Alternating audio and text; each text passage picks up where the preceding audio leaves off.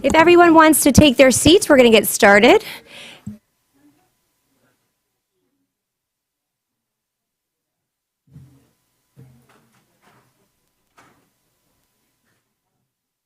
And it is cool to see us in this format. So for anyone who has been around for a while, which I know many of us have, this is bringing it back old school pre-COVID days. This is how we used to do our workshops. It's very exciting to see this setup, and I think it's refreshing to start this way. Moving on, today we have self-insurance update, capital improvement plan, and Welland Park update. So starting with Lynn Peterson. And Mr. Superintendent, if you want to make any remarks before we get started. No, thank you, Madam Chair. Yes, Lynn Peterson is going to give us a self-insurance update, followed by our capital improvement plan with Mr. Dumas, as well as a Welland Park update. So take it away, Ms. Peterson. Thank you. I appreciate that. So good afternoon, Madam Chair, board members, Superintendent Connor, and I know I saw Mr. Duggan in here.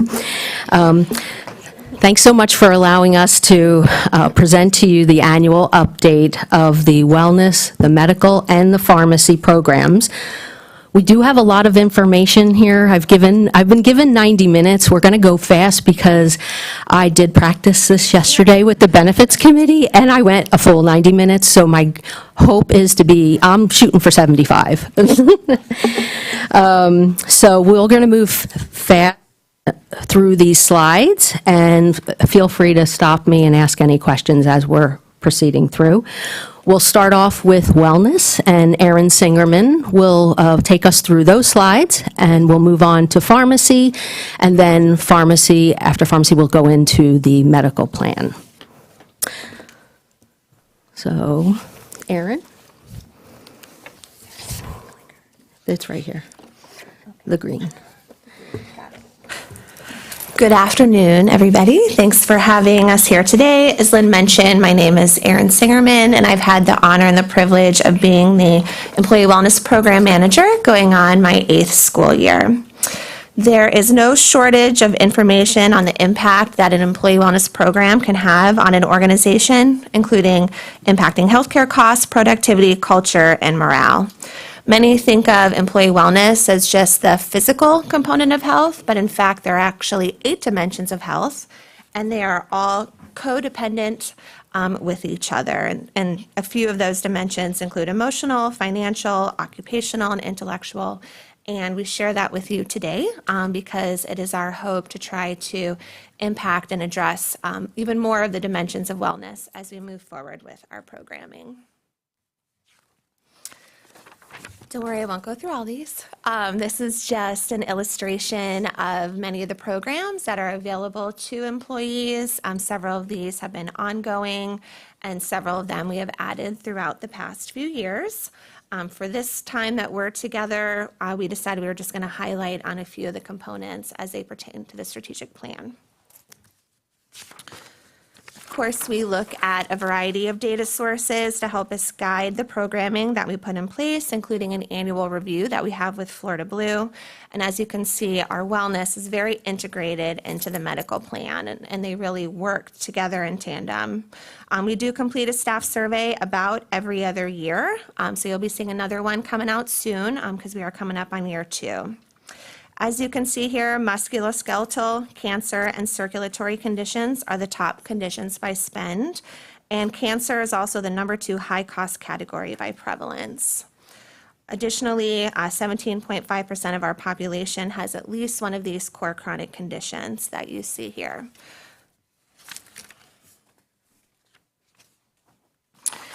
Every year, we're happy to report that staff are utilizing their benefits and completing their preventative wellness exams and their screenings.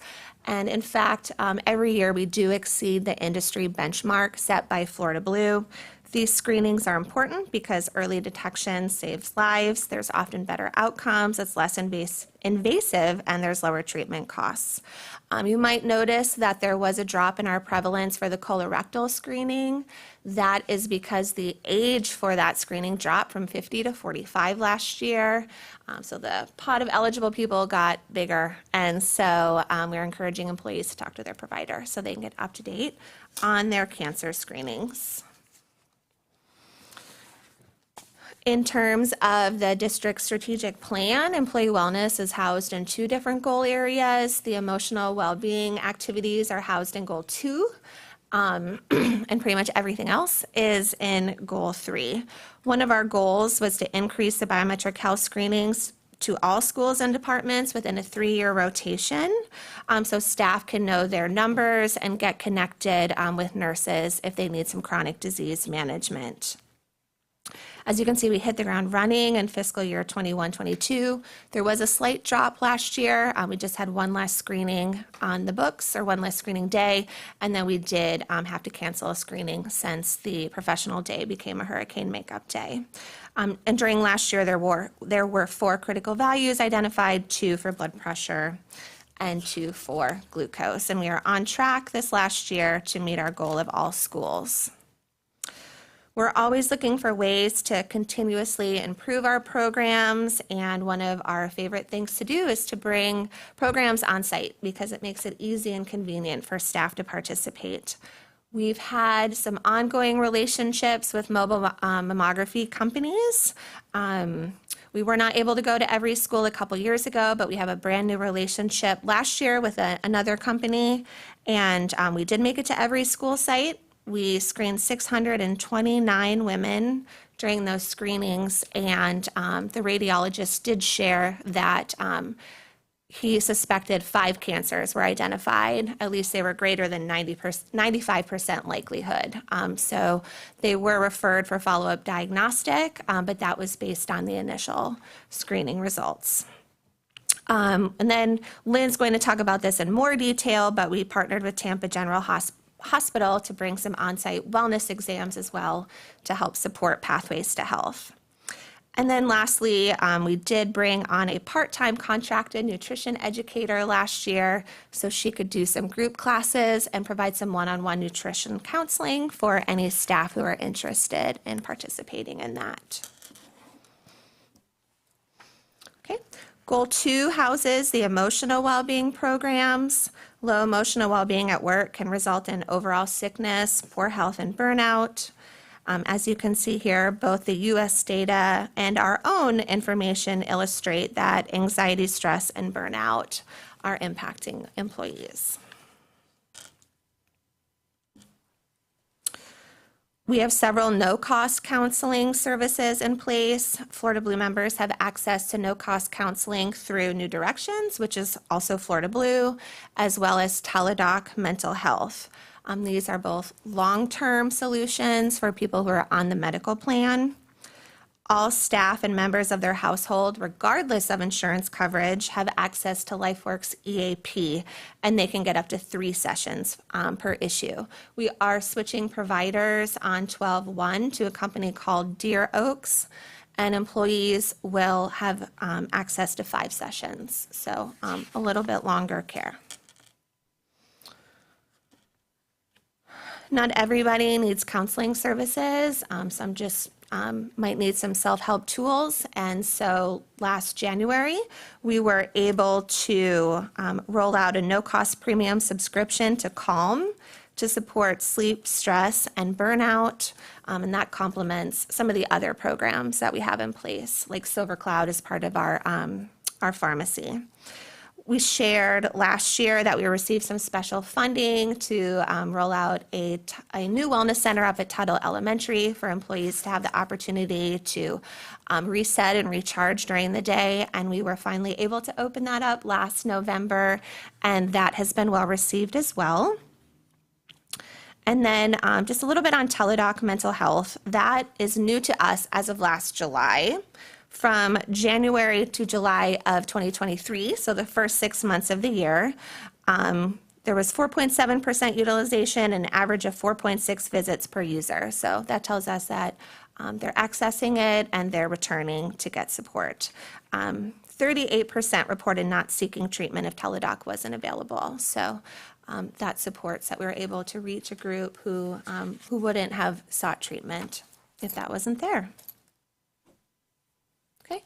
And then lastly, just a little snapshot of some things that you can see in the next 2 months.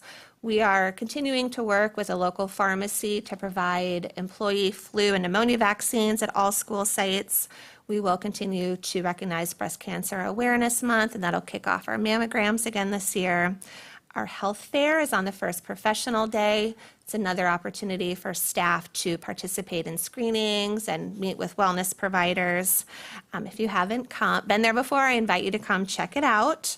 And then some other focus programs on weight management, diabetes management, and mindfulness that really support some of the data that I shared with you early on. Okay, I think that was 10 minutes. Okay, any questions for Erin on our wellness program? No questions? I just want to make a quick clarification. I believe all of the employee assistance program offerings are employee only when we're talking about these sites and not student access and family. Is that right? I can hear the questions starting to come, so. I'll let Erin talk about it, but I can certainly answer. I I'm wanted going to to let clarify. Erin. So the employee assistance program is for employees and members of their household, so their children, but not students in the district. Correct. So any on-site opportunities that you mentioned you're talking that's specifically towards the employees' benefits and not our students and families. Absolutely, Thank you. yes. Just wanted to clarify. Okay. Thanks. Is there no additional questions? Mrs. Marinelli? Thank you, Madam Chair. Just to follow up with what Mrs. Ziegler was saying. It was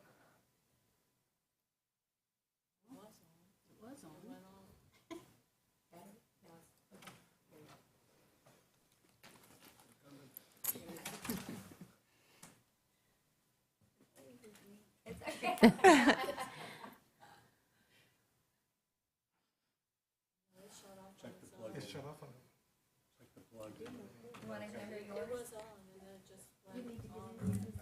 She can have mine. Oh, you're okay. This one. Where the jack actually plugs in, just. I will. Okay, I can, now I have to think what, the confidentiality. Yes. I'm assuming all of that, whether it's the employee or their family members, totally confidential? Is there any tracking that's done? Because I know that's going to come up. No. Okay. We just receive cumulative information on number of participants. Okay, but or- no names? No names. No tracking, No. data's not shared with anybody? Okay. No, thank you Okay. for clarifying that. No, thank you, because Thank you. Yep, right. No, always welcome the opportunity to clarify. Mrs. Singerman, thank you for everything you do. I think when in a moment where we're trying to ensure we're attracting and retaining people, the employee assistance and all the wellness programs that you have dedicated quite a lot of time and years to, we really appreciate it. So thank you for that. Thank you. And I'd like to echo that. And working with Erin for all these years, we have grown that program, and Erin has been a true leader in wellness. And I think we are one of the top wellness schools with a wellness program in dealing with a lot of other districts and talking about their wellness programs. We really have a very robust wellness program. We can always do better, obviously, and we do, and we continue to try to add things as much as we can, but our program has a lot of opportunities for employees. Okay, moving on. So moving on to our medical and pharmacy. And first, we're going to talk about pharmacy because just for logistics of having our broker. So Ellen Butcher is here from Marsh McLennan, and Joe Rayner is also here. And they assist us with the intricacies of all of the pharmacy. So she will be chiming in here with some of the pharmacy data. But what I'd like to say is about this next slide, this is just a timeline that shows, I know you've seen this in the past and we've updated this, and it just shows that our benefits program is focused on improving overall health of our population and constantly investigating solutions that can improve the health of and experience of our employees, as well as reducing expenses for the employee and for the district. And the process is to perform a due diligence around potential vendors to deliver the right solution at the right time and the least amount of disruption for the members. So you can see that things happen at different times, and if you look at the timeline, pre-2016, we were fully insured, and then after 2016, we were self-insured. So different programs can be introduced at different times because we're able to do a whole lot more being self-insured. As we broke out our pharmacy from our medical, it gives a lot more opportunity for us to look at different programs for our employees and the district. So to update the pharmacy, we look at a calendar year. That's how we get our data from Florida Blue and Express Scripts. And so the full calendar year of 2022, we had paid over $18 million in just pharmacy. That's about a 9.9% increase over the previous year. And then we do get rebates. They continue to increase. We had a $6.5 million in rebates in '22, and we're projected this year to have over $7 million in rebates. So those all come back to credit the plan, so that's a good thing. A lot of those rebates are driven by our specialty drugs, and specialty pharmacy makes up 44% of all pharmacy costs. So years ago, I was looking back at some of my prior presentations, and just about 3 years ago or so, it was in the 30s. So we're creeping up to be close to 50% in the next few years with the pharmacy costs. Those drivers of some of those high-cost meds are the Humiras, the Stelara, the Otezla. So that makes up quite a bit. And I'm going to let Ellen talk a little bit about, we belong to the Marsh Coalition for the pricing, and they have all of their clients, a large base of buying power. So with that, they're able to negotiate with the pharmacy benefit managers pricing discounts, and we benefit from that. So this next slide shows the full 2022 plan year pricing, and I'll let Ellen walk through that. Well, good afternoon, everyone, and thank you for having us here today. And before I walk through the numbers, I would like to commend both Lynn and Erin on their efforts. We have the opportunity of seeing other employers and what they're doing, and the results of what Lynn and her team are doing are really impressive. So I'd like to give credit where it's due. But as Lynn mentioned, as part of MMA, we manage a pharmacy coalition. It's with Express Scripts, and the school district has been part of our coalition since 2020. Each year, we renegotiate the terms of the contract that you're under with Express Scripts and improve the discounts of the drugs as well as the rebates. Lynn mentioned the rebates that the district gets from ESI. And that's a significant amount of the savings that we were able to achieve by putting the district in the coalition. As I mentioned, each year we do improve the terms of the contract, the pricing terms of the contract, to benefit both the employees and the employers. And what this shows you is we always compare actual performance to what should have happened to make sure that the discounts are in fact achieved, that are guaranteed in the contract, and that you're getting the rebates that you're due. So we do a reconciliation each year and make sure that all of those measures are met. As Lynn mentioned, you can see that in 2022, your actual spend was just over $15 million. And with that, you got about $6 million in rebates. And there is a small shortfall, meaning that not all of the contractual terms were met.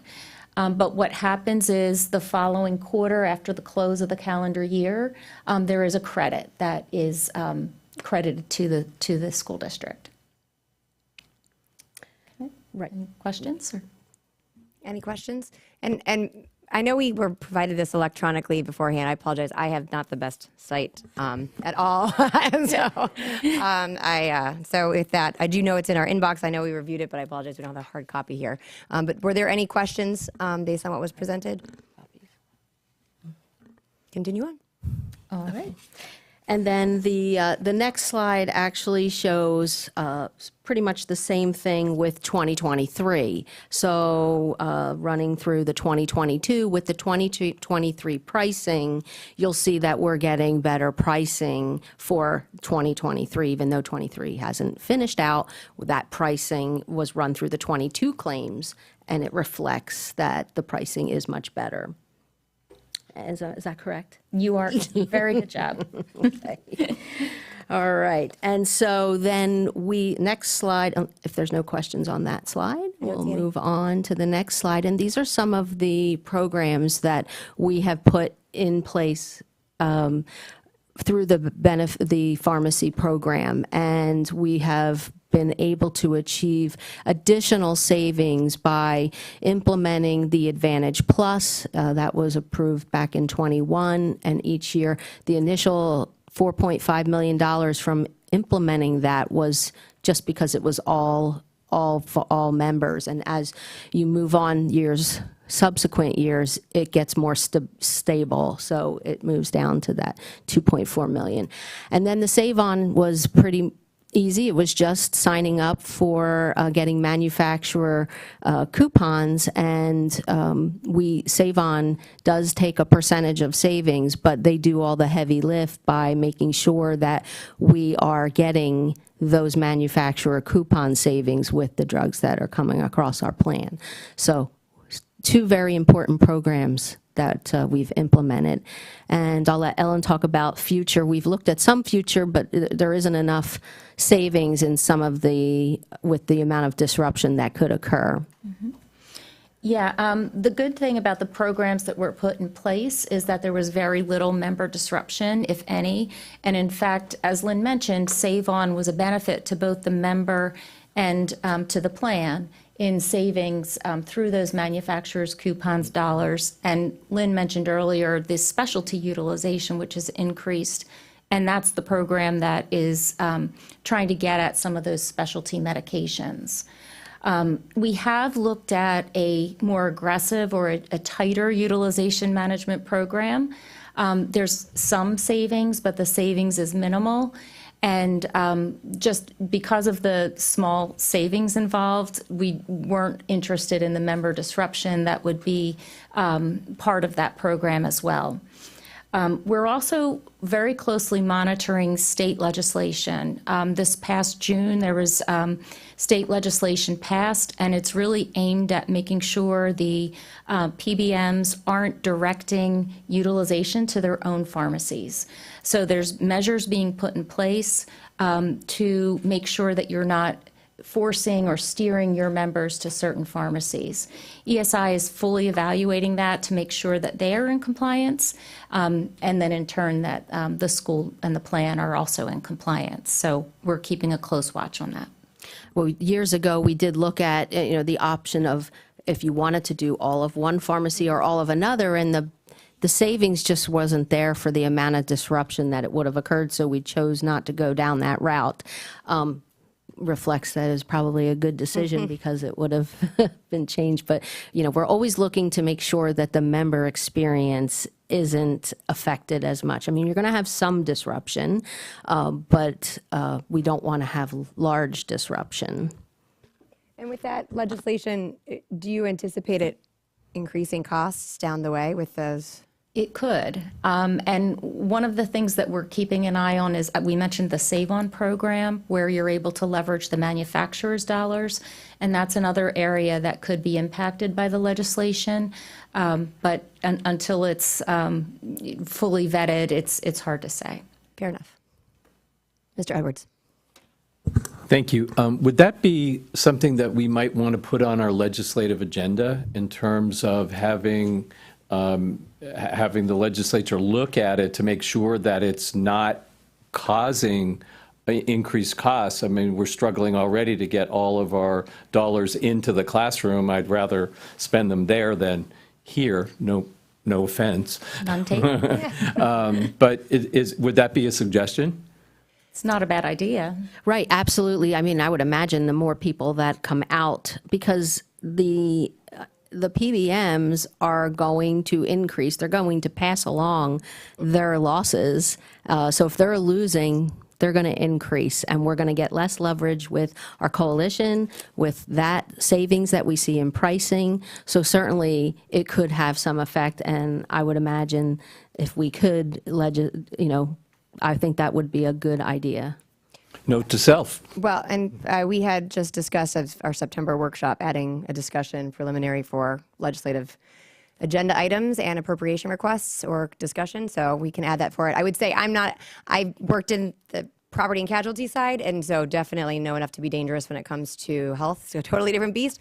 But I'm not familiar with this legislation. I will say if the PBM world and how hidden it was and was not having insured as clients, it's pretty remarkable how much is actually not transparent for the consumer. So if this, again, I don't know about this legislation. I think it's worthwhile if there's unforeseen consequences that are incurring costs, but there was also a huge element of transparency that really hurt the larger consumer, I think, that this aims to actually address. Am I correct? You're absolutely right, and it's a great point. It has good intentions of making the industry overall more transparent, but one of the unintended consequences could be additional cost for plans. Okay, very good.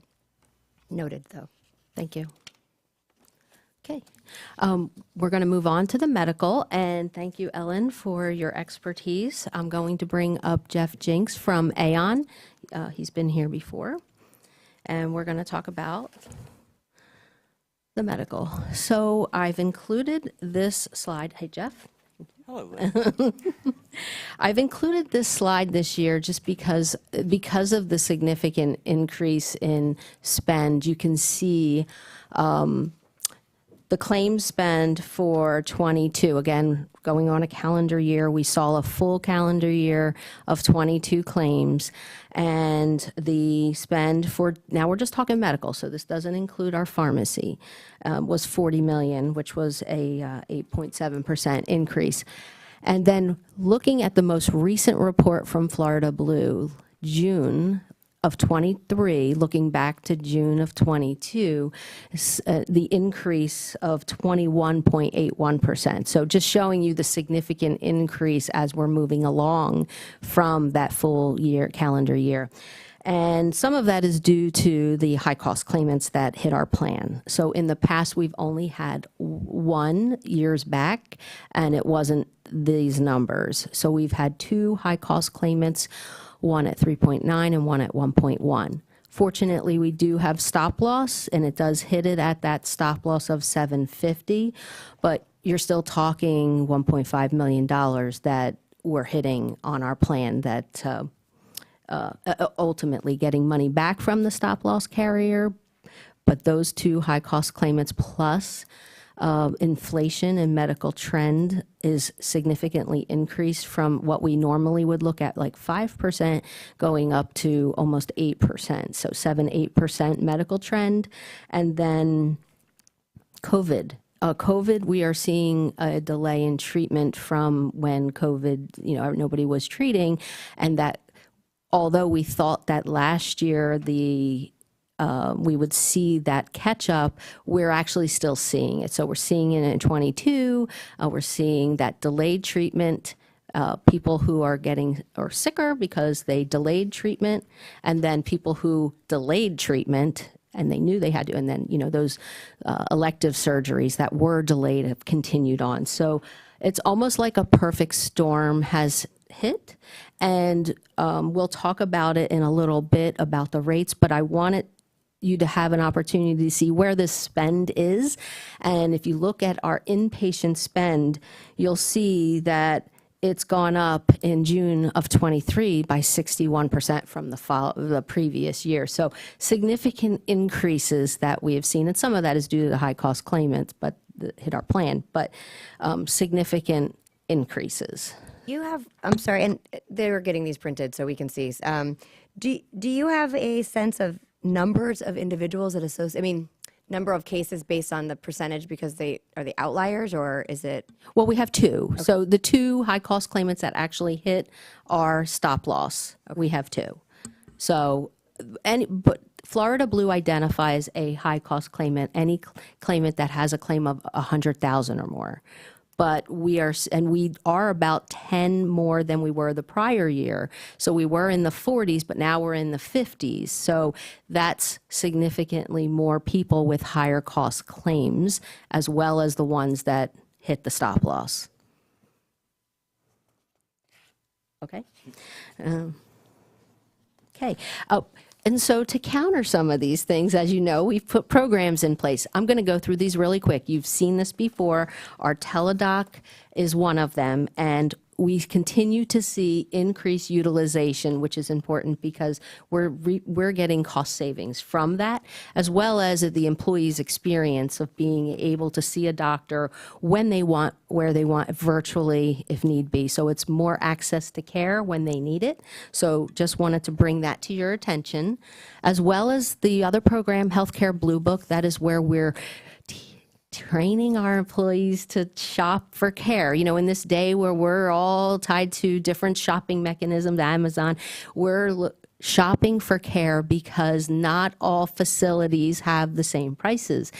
We talked about this previously. They're significantly different.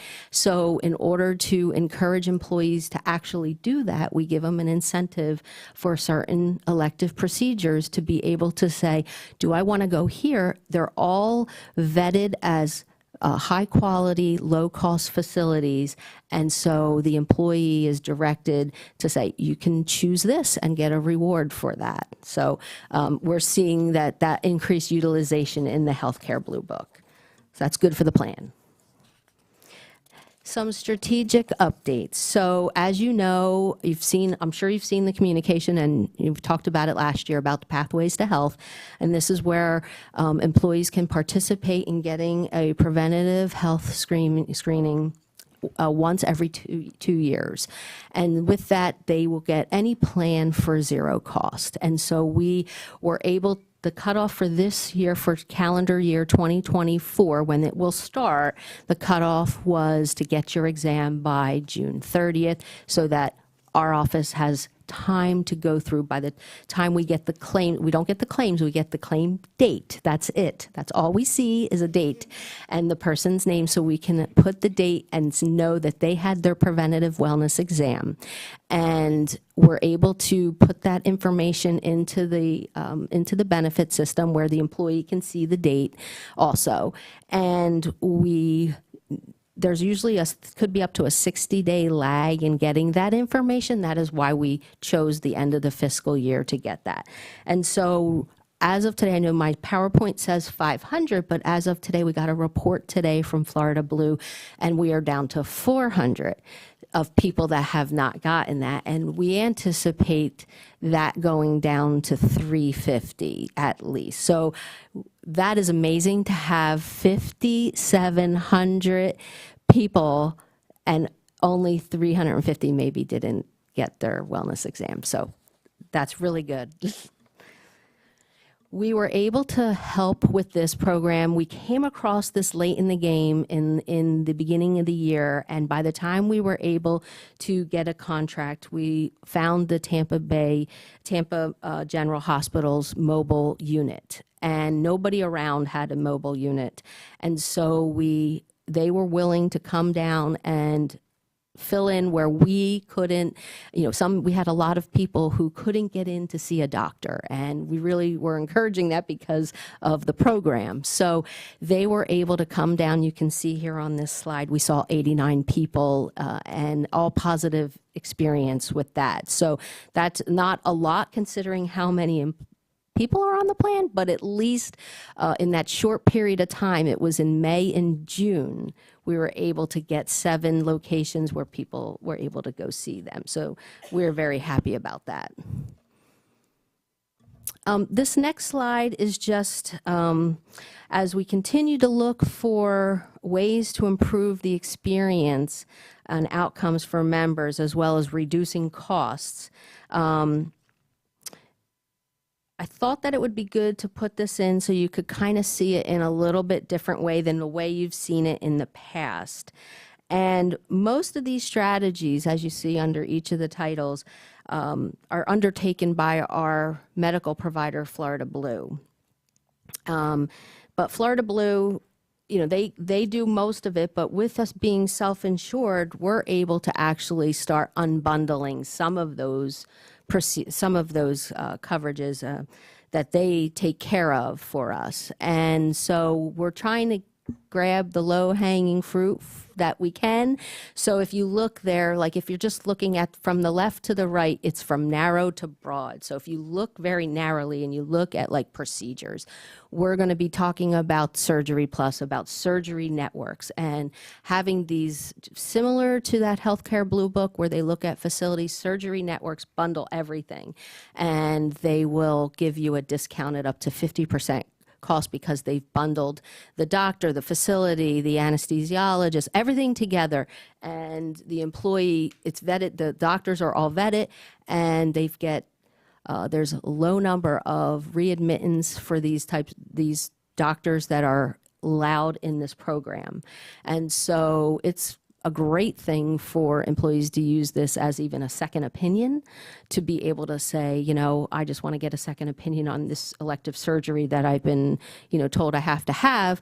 And if they choose to do that and go with this surgery network, then we will incentivize them to do that because the plan is going to see a 50% reduction in those costs. So that's a little thing that we can pull out. Some of these other things, as you move along and you get even broader, like to the right, as you see, we are doing the Healthcare Blue Book, which is the right side, the rightmost star. We're already doing that, and we're also thinking about adding the virtual care with Teladoc. But some of these things administratively are a big lift, so we really can't unbundle some of those things because there's just not the capability, or they do it right. So we might as well let them do what they're good at, and then we'll pick the things that we could possibly, reap the benefits. Jeff? That was great. Okay. Our practice session paid off. But it's very true. I think when you kind of break the box of healthcare and what the carriers do, they have ACOs, they have CEOs, so they have different things that they actually provide. Can it be done more efficiently? And you can't, but to Lynn's point, we have to really kind of pick our battles and which ones are the most disruptive. So Healthcare Blue Book, surgery, we haven't gotten into Hinge, and, Aaron mentioned MSK as a big, diagnostic category, and there have been just like a Hinge Health that address that we can literally plug into and around what's happening with the Blues. And so that's what those red stars are. But, as we continue just to investigate how can we reduce expenses, because, as you heard, the expenses have gone up. So we just want to figure out how we can help curtail that where we can. So that's the low-hanging fruit. But, yeah, well done. Okay, so moving on to 2024, what we're looking to do is add Surgery Plus to our plan. And this, in May of this year, the Benefits Committee had looked at this many different meetings, and we took a vote, and the Benefits Committee approved that they felt they wanted to recommend Surgery Plus to be added to our medical program so that the employees could have that option to have that better experience as well as the plan. And as we've talked about, it would be initially a shared savings of no cost to the district to participate. And the reason I believe that to be the best option is because there is a fixed cost. You could pay a per employee per month fee, but because this is going to take a lot of marketing to make employees aware, as we saw with Pathways, I mean, we spent a whole year marketing. I don't want to spend a whole year paying each month and not seeing the benefits. So I believe a shared savings, they take 35% of savings and we would get the other. It would be the best way to start off this program. And we believe that within possibly 2 to 3 years, After we see increased utilization, we believe we can move over, well, we already know we can move over to a fixed rate, which will just increase the savings for the plan. The next slide shows just, again, you saw this slide last year, I believe, that these are the elective procedures that are included in that category.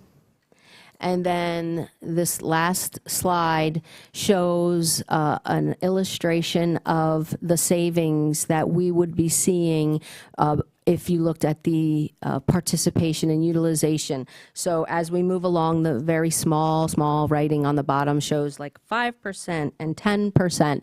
And so as we increase utilization, your savings increase, which means savings to the plan.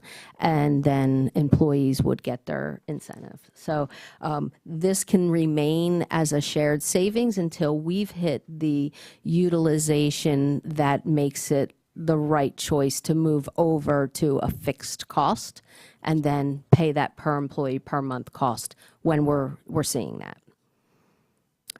Any questions on Surgery Plus? Any questions? Because the next slide shows you all the public entities that are doing it. What unforeseen consequences and level of disruption can we expect by bundling? It's a voluntary program. Yeah. But The disruption is none because employees have a choice. So they could, now if they choose to, some of it might be a travel, so they may have to travel a little bit further, but they would be compensated for that. They're given mileage, they could be given hotels if it's even further, like say it was Jacksonville or someplace like Tampa, or the specialist that is in the network is that far, they would compensate to pay for a hotel, for travel, and for a companion to come with them. Right. So there's a lot of incentive to participate. Do you submit miles or mileage or? Mileage. Mm-hmm. Go ahead, Mr. Edwards. Do you have references, testimonials, that sort of thing? On a personal level, I've had a situation with a family member that's utilized it back in Ohio, and the experience is wonderful. So the example is driving from Youngstown to Cleveland, which is basically an hour, no different than Sarasota to Tampa, and the care and the follow-ups are extraordinary. And it's almost as if what my experience was, you're actually traveling for a specialist as opposed to staying local. You're getting better care and a more highly regarded surgeon. Correct. That's exactly what they do, is that they are vetting those surgeons. They put them through rigorous process in order to be part of the network. Not just anybody gets to be part of the network. right. Well, I say that because at some point I want to talk about marketing and how to do it, and is the incentive enough? I mean, we're facing. Well, the incentive does. We haven't gotten to the last page yet, but The incentive does include also a waiving of their deductible or their copay. Correct. The reason we have to have the incentive is because our deductibles and our copays are so low. And that is an additional incentive. But somebody who may be on the low PPO with a $1,500 deductible, they're getting that waived as well as getting the incentive. So it becomes very attractive. And it's just important when you think disruption, a lot of the things Lynn mentioned, that's what you typically would have. That's not my doctor, or I have to do this or that. But once they like to do it, they have to remember this is not the Blues. So you're not calling that number. You're not going through their system. You're going through Surgery Plus. They handle it start to finish. So that kind of speaks to the experience you have. It's very white glove. They set it up. They do everything. But Billing, all of that. So because that is a common Yeah. issue where you Yep. have a bundled situation, and then it's even despite that, the individual provider will still bill. yeah, It will all come, it'll be separate billing to us. Correct. And they would not be billed anything because that's part of the waiving of the deductible and the copays. It didn't- So they would not see anything. correct. Since you didn't go through the plan at all, there's no. Because you get typical billed plan when you're out design. of network. Right. Yeah. If you go out of network and you get that balance bill, that's where a lot of people see that. But this would be, no billing to the employee. Did you have any follow-ups? Did you have anything? Anyone? Okay. Okay, great. Okay, and then Teladoc does offer virtual primary care. How am I doing on my time? You're fine. We're good. And so in looking at this, we are looking to add this benefit to our plan. Again, we are finding that primary care doctors are becoming less and less. It's harder for employees to get appointments. And so this will offer an additional option for employees to have a primary care provider. And so it's still in the early stages. Florida Blue just is in the middle right now of negotiating this coverage under Teladoc. So we could either directly contract with Teladoc for this, but ideally I'd like to see if we can figure out getting it with Florida Blue like we currently have, and then run everything through the claims, because Florida Blue does have very good contracts with their providers, and I believe they're going to get a better contract than we're going to get for the billing. So we'll look at both options and see which is the best option for us. But this is something I wanted to make you aware of, that I'll be looking to send this for approval down the road.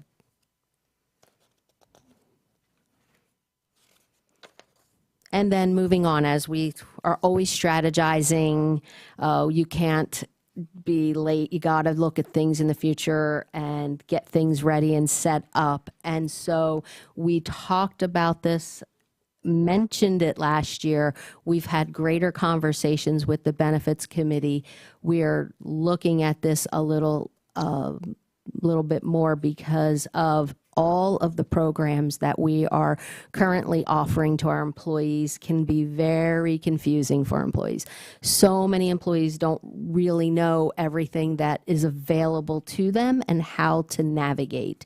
So what we are looking at is possibly engaging with a navigation, which is, I know that Mr. Edwards had spoken about this years ago, or even last year, but wanting a concierge service. And so when I walked away, not really knowing, I think it was 2 years ago, and I'm like, how am I going to do a concierge service for this district with just the small staff that I have? But, fortunately, there's companies out there that do this and do it very well.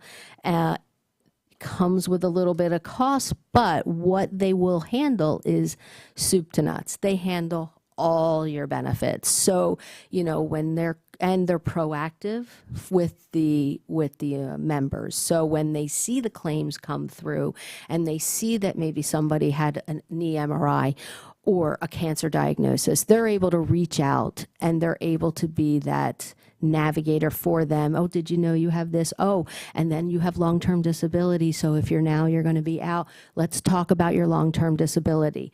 Let's talk about your short-term disability. They know all the benefits and they walk those members through. We don't look at people's claims. We don't know what they have and what's going on in their lives. But the navigators will have that information and they'll be able to direct employees to, hey, you have this healthcare blue book. Did you ever think about taking a look at that, or taking a look at Surgery Plus for a second opinion? And so they're going to help them navigate all of their benefits. And don't forget about your dental and your vision and everything that people do seem to forget about that they actually have. We have great benefits. It's just people don't realize, they are in one place, but they're all over and they don't know what they don't know. And I understand that. I mean, this is our world, but it's not our employees' world. So anything we can do to make their life easier, make them have a better experience, keep them in the classroom, keep them healthy, then I believe that looking at something like this is going to be very important for us. We move on to the next page, it shows a bunch of the different vendors. And as you see, the gray areas, what they can do, and the quantums which is all the way over to the right, they're the ones that can give the real navigation and the care. So those, they're able to support, they're able to direct and do everything. This just shows all the different companies. I just noticed, so that black line that you see really should be moved up above benefits advocate, because the line between those at the bottom, those services at the bottom and the services on the top, the line kind of starts with clinical. In other words, when you're looking at these vendors, you don't have a Florida Blue card anymore. You have their card. There's one number. There's no hoping, we communicate and really get them educated on what they need to do themselves. That happens when you call this one number. So if you look at the Florida Blue ASO fee, the administrative services only fee, that has different components. Customer service would come out because they're not doing customer service anymore. We take care management out. This navigator does that. They direct your care. They understand what's happening with the claim. They do it very proactively. So literally, some of those vendors, let's say a health advocate or an Alight, really started as advocacy, which you consider to be, I need to call someone and have them talk me through my benefits and help educate me as to what I have. That was the genesis of a lot of it. And now it's expanded to the fact that people cannot navigate the healthcare system. So, and I saw the smile to Erin when we're going to have to really educate people on that, right? So everything that she does is absolutely hinges on engagement. If they don't do it, it does not matter. There will not be impact. And that's really the truth with all of these things. Everything about every proposal we get from these vendors is based on engagement. If they do it, if they make the call, if they actually travel to go get the surgery, then you will have that impact.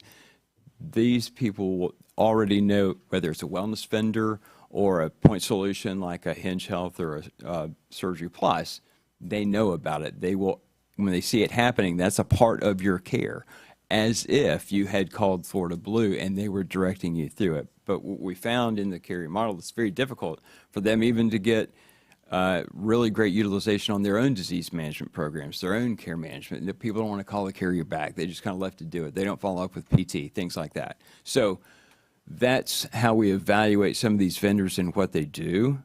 And obviously, when you get to the Quantum and Accolade are really the two strong ones with respect to getting into the clinical and health concierge aspects of it. So more later.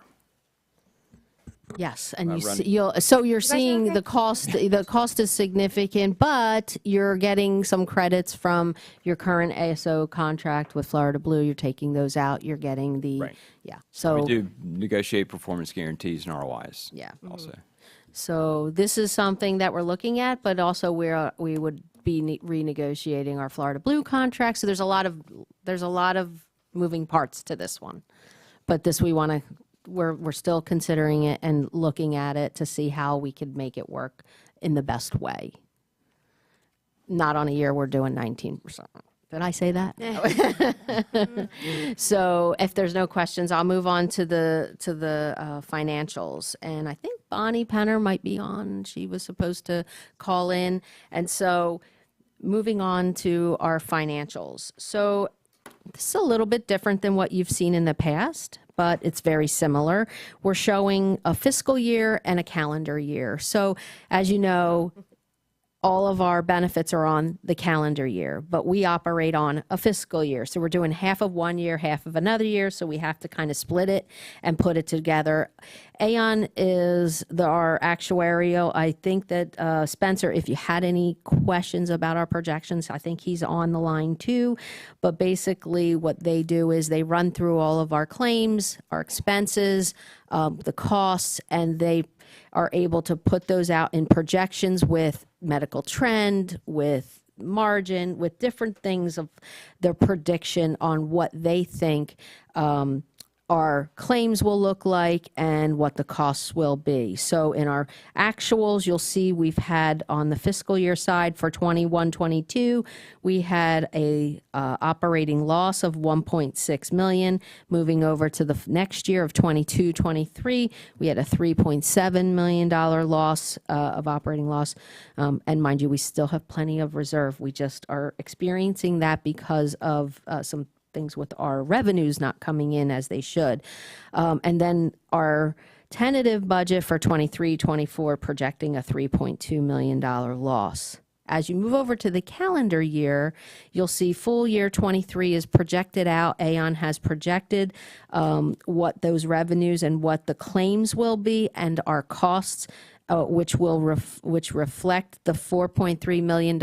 Now, last year, when the projections were put in by Aon, they were projecting I believe, 12% rate increase. But as we were looking at everything from our lens and from what we saw, we weren't seeing the claims coming in as the projections were, and we had plenty of fund balance. So the decision was to spend down some of the fund balance, which is what this reflects as the spend down of the fund balance. So as we move over, what happens is then we're in 24 and the perfect storm hits. The perfect storm, we've got the COVID treatment coming in, we've got high cost claimants, and we have increased from what we normally see medical and inflation trend. So all of those factors culminate to even more of an increase this year for plan year 24, but we have left over from last year. So when you're not bringing in the revenue that you need, you end up with the loss that you could see. So if the last column shows the revenues from the current premiums of 23, and if you don't increase those premiums, that reflects a 19.3%.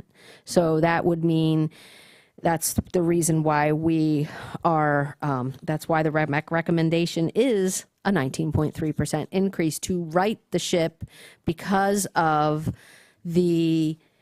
and I'll talk about it as we move over to the rate slides, but to get us in the position that we are caught up because we unfortunately have had a little bad claims experience. And this is what you sign up for when you go self-insured. You reap the benefits of being able to pay just the claims. And when you have good claims experience, you're doing really well. And then you, unfortunately, it happens to all plans. You get a couple bad claim years and you have to deal with that. And that's the volatility. But it will change. We will go back. We continue to do the programs we're doing. We continue to get our revenues in place, and we will see better claims experience in the future, in my opinion. I don't know if Bonnie is on and she wants to say anything, or if you have any questions before I move on. Are there any comments, or did Mrs. Penner need to make any comments or update? I don't know if is she on? I'm here. Oh, I've just been the muted. voice of God. Oh my goodness. No pressure. Sorry. Did you have anything that you wanted to add? No, I think Lynn did a great job. Again, if you look at the financials, you can see that we did experience a loss this year. These are still projected actuals for 22-23, so we're not finished closing out the year, but we were saved a little bit by having some positive investment earnings. But and this was nothing that was not planned either, as far as eating a little bit into the fund balance. We do have a healthy balance in the self-insurance fund, but it's not something that we thought we would need, we could continue to dip into moving forward. So again, looking at the claims experience, looking at the balance that is in the self-insurance fund, we just felt that unfortunately it's a time that we're going to have to really recognize and pay for the increase that we're going to see. Thank you. Yep. Comments? Everyone catching their breath? Okay. Okay. The next slide shows our 11208, which is the requirement to be self-insured. We have to be able to have 60 days of claim reserve. So if you look in the middle, it shows that. So as you work from, and this is a fiscal year for our 11208. So 21-22, we started off with the 31 million, and as you work through our gain or loss, which is our loss, come down to the incurred claims, and then the 60-day claim requirement of the 9.4 million, you end up with 20 million in reserves. And same thing as you move along to the 22-23, our claim reserves increase to 10 million, 10.7, and then we end up with 15, and then over in the last column for 23-24, using all of the projections for the claims and putting our 11208 claim reserve, it comes down to 11 million. So we really can't be dipping in because it's getting way too low. That 6.8 million is where we started. That's the money that's just been sitting. So it's still there. It's not being deducted. It's just showing you if you ever wanted to use that to go somewhere else. This is how we've been showing it all these years. That's still sitting in there. So we're at the 11 million if all goes the way projected in 23-24. Okay. And then our next slide. So medical trend has, like I said earlier, has hovered. It's always been around 5, but it's now more like 8. So over the last 10 years, it's kind of gone between that 5 and 8. And over all the years that we have been self-insured, you'll see from 16 to 23, that's like a 2% rate. Rate increase that we've done over those years. And because we've had good claims experience all those years, we've been fortunate and we've benefited from that. But what has occurred by we don't want to pass along rate increases if it's not necessary. But what you do, if you don't keep up with the medical trend, medical trend is 5%, but you're only passing along 2% rate increase, you're constantly compounding the problem. And then you have a couple, if you keep good claims experience, you're fine. But once you have a bad year or two, then it becomes a problem. If we had a great year this year, obviously that wouldn't be as bad. But if you look at the average, I want to make a positive picture here. So I averaged all the years that we've been self-insured, and it's 4.5. So it's at 4.05. So we're actually below medical trend when you look at that.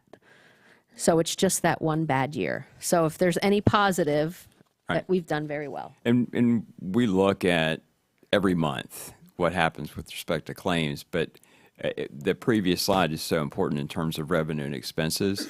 So yeah, we absolutely want to reduce expenses and not just look at having to do increases and trying to keep up with trend, but you have to make sure that you're not operating at a loss. And so, we do what we can to try and make sure we can reduce the expenses, but Lynn's right. I mean, it was just a great run. I mean, there's really just no other way to put it. I mean, when you're running at 1 to 2% for nearly 10 years, it's just, and now you have to just kind of, it's a course correction. So we'll just move forward. Any questions? Okay, and then I anticipated that you would have some questions on benchmarking and where are some of our other school districts? So I had Aon pull some of their school districts that in Florida that they work with. Some we know very well and they're included in here. Some are neighbors. But you'll see that I want to point out a couple things on this slide just to draw your attention. One, the bottom line shows rate increases. So that's it's all over the board.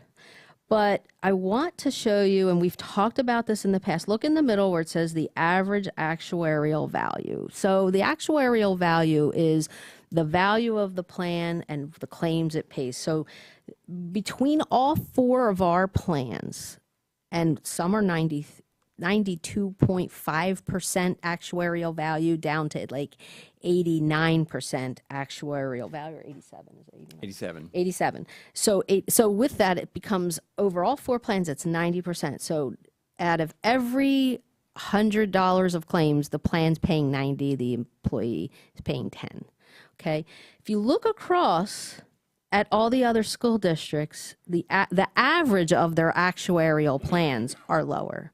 So we have one of the richest plans. Our plans are very rich, and that's what's telling there.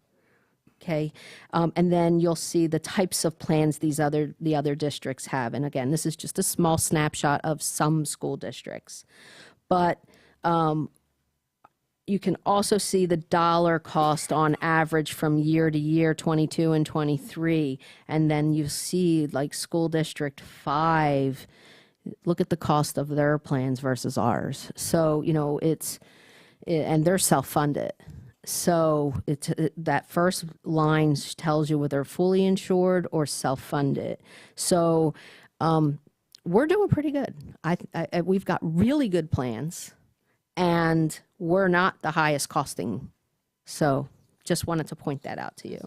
0% employee only. And and I think we probably are the only one that, we have all 4 plans at 0 cost. These other school districts, most, have only 1. And then moving on, we're almost there. Our 24 open enrollment will begin on October 12th. Oh, sorry, do you have a question? Yeah, while we're there, and I think it's an You wanna go important one, at the benchmarking, I would be curious to, because I know this has come up in some of our conversations as a board, do our rich plans add to the recruitment availability for entry-level employees? And what we've kind of heard was not so much, because when you're an entry-level teacher, the rich plan doesn't mean anything to them. And I'm wondering if, as we're going through these evaluations, and how can we look at that? And I guess HR has to be part of that conversation, because for an experienced teacher and for the folks that we're able to retain, that's wonderful, and I love that we have rich plans, but I'm not sure it's an added value when we're struggling to recruit folks. So I asked that question, and the ROI doesn't seem so far to benefit that group. Is it possible to bundle entry-level employees into a separate category and then give them options, at forks in the road? I'm just asking. I understand. Legality of all that. Well, there are ways of doing things, but then you have consequences on the other end. So if you start taking those employees out and giving them, there's certainly options. It's a matter of exploring those options and what consequences will be on the plan. Mm-hmm. Because when you have exiting, of the plan, then you can have a negative effect. Mm-hmm. So, and then the premiums could go up. So it's just there are options. It's just a matter of finding what's the right option. Mm-hmm. And looking at the age of, probably would be good to look at those ages coming in, because we still are an average age of 50. Mm-hmm. And that is still where everything starts going wrong. And you really want a good plan. So, and then, the younger generation that is coming in slowly, we're getting younger, they do want the better plans for for maternity and those types of things. So, there's definitely a lot that could happen. But we probably would need to do a lot of research. I'd be curious, just as a board member, to see an overlay of HR recruiting incentives and how this affects positive and or negative, just to have actual numbers to see if it has an impact on recruiting. And then if if we gave the employee the option, you can be Plan A and with this salary, or Plan B with that salary, and that way it's not. And again, I don't know how that affects actuarial and the negative impact that you were discussing, but I feel like we try really hard to pay so much great attention to our employees, and it's not helping on our teacher shortage. I agree, and I mean, certainly there's unforeseen consequences when we talk about the census and ages and all of those elements. But one thing I think part of that discussion as we evaluate it is how front and center are we putting this? We really do offer so much more than other districts. Whether when we go into negotiations, we talk about this pretty regularly of whether that's even something that people are aware of, which is dramatically different. I'd be actually curious compared to other districts, excuse me. but the comparison, and I think it is important because there is a cost, there's a substantial financial impact, and then as a whole, as we see, because of that valuable plan, there is also, we're all in it together, and like we all benefit together, and we all pay for it together, essentially, for lack of a better term. But comparatively, from what you've seen from many districts, what would you? No, absolutely. I think, Mr. Edwards, and what you bring up in terms of that, we were fully insured in Hillsborough, and of course, there was the employee fully paid option, right? So you have, if you're a single employee, you had a full plan. There was a base that was fully paid by the school district, and so obviously, many coming into the profession thought that's going to be cost effective for me, and it's going to cover my needs specifically. But then, of course, when you're looking in totality of your entire staff and population who is insured in your district, you got to take in all those factors. And because of the criteria and composition of our staff, there's give and take, and those are things that all have to be considered. But a little different dynamics with the fully insured and what was offered with that plan versus this plan here. This is a very rich, nice plan, I can tell you, as coming off of one, going on to another. And that, I think, is kind of where you're saying, especially when we're talking about paycheck to paycheck, you're looking at the exact dollars, and you're not necessarily thinking about all of this, even though when something happens, it's very, very, very valuable. But I think we do have to evaluate that, and taking something away is never easy. Well, and two, our plans are in our bargaining agreement. So we have our HMO and our PPO that outlined to the plan designs within the bargaining agreement. So you have to also go there. So you have to realize, well, we have to start there. We can start exploring, but you have to be willing to have it bargained. Well, and I think the conversation is, are we marketing it enough? And are we showing apples to apples of why you would want to work here as opposed to there? And your question is a valid one, and I'm not also suggesting that HR is not doing a fantastic job, so I don't want anyone to misinterpret what I'm asking, but are there ways that we can do a better job of marketing this rich plan and make sure that and marketing is something that I want to talk about when we get to open discussion. But anyhow, I also am not trying to take anything away to Just anyone. discussing. Yes, Just discussing. I'm asking for, is there a way to bundle it at the entry level job and give that person, because it's difficult to find good housing and all that kind of stuff here in Sarasota, that if they took a little less in health care or increased a deductible or whatever it is that the options are, and then at some point they would still have an option to get back into the more rich plan. And is that a possibility? Just so that we're giving every opportunity and every advantage to getting good employees on the front end. Is that something you guys can model? So Yeah, I was just going to say, so, I mean, and most of that's done through plan design. You just offer different plan designs, and, younger demographics or lower paid look at the least expensive. That's just kind of how it goes. But we can also, when we do that plan design modeling, kind of overlay an employee perception to it, because it takes demographics and takes a look at income and everything as to who would select and what would the migration be? So we can little talk about the financial impact if you went to a different place. So we can do that.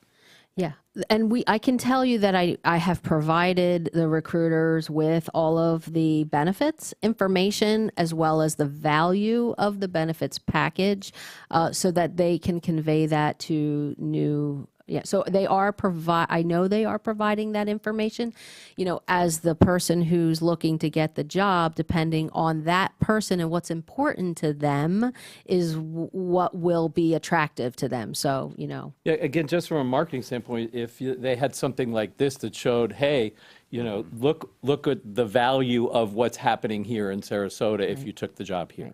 I mean, I can just tell you from experience with my kids, being young adults and in the field, that they look to me, do I need this? Do I need that? I'm like, and they don't care. They don't care about the medical. They're just looking at, the dollar sign, like how much am I going to No, but that's all insurance, by Yes. the way. Nobody wants to pay it until they have to. Till they have it, a and then they claim. don't realize until you need it. And that's like, I always tell everybody, I go, that's why I say it's rest, it's good rest. Yes. Put your head on the pillow insurance, because then you have it and you're good.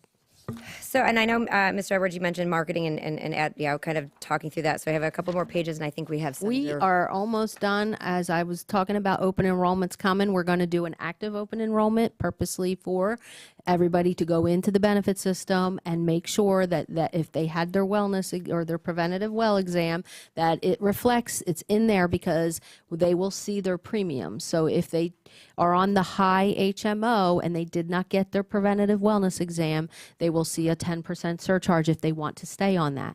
They have the option to go ahead and move over to the low PPO at zero cost for the employees. So that is why we're going to do that.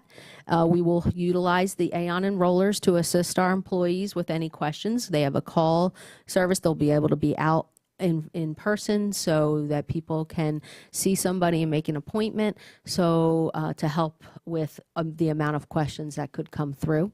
So I wanted to let you know that, as well as we are going to move our short-term disability plan over to the standard, and they are also our long-term disability vendor, and they will work nicely together, because if somebody's on short-term disability, there may be a good chance they're now going on long-term disability, so the systems will talk to each other, and we got much better pricing. So you will be seeing that come across your desk, as well as we'll introduce the AFLAC hospital indemnity coverage, which is a voluntary benefit that will help with expenses for hospitalization, paid time that you're in the hospital, and that sort of thing.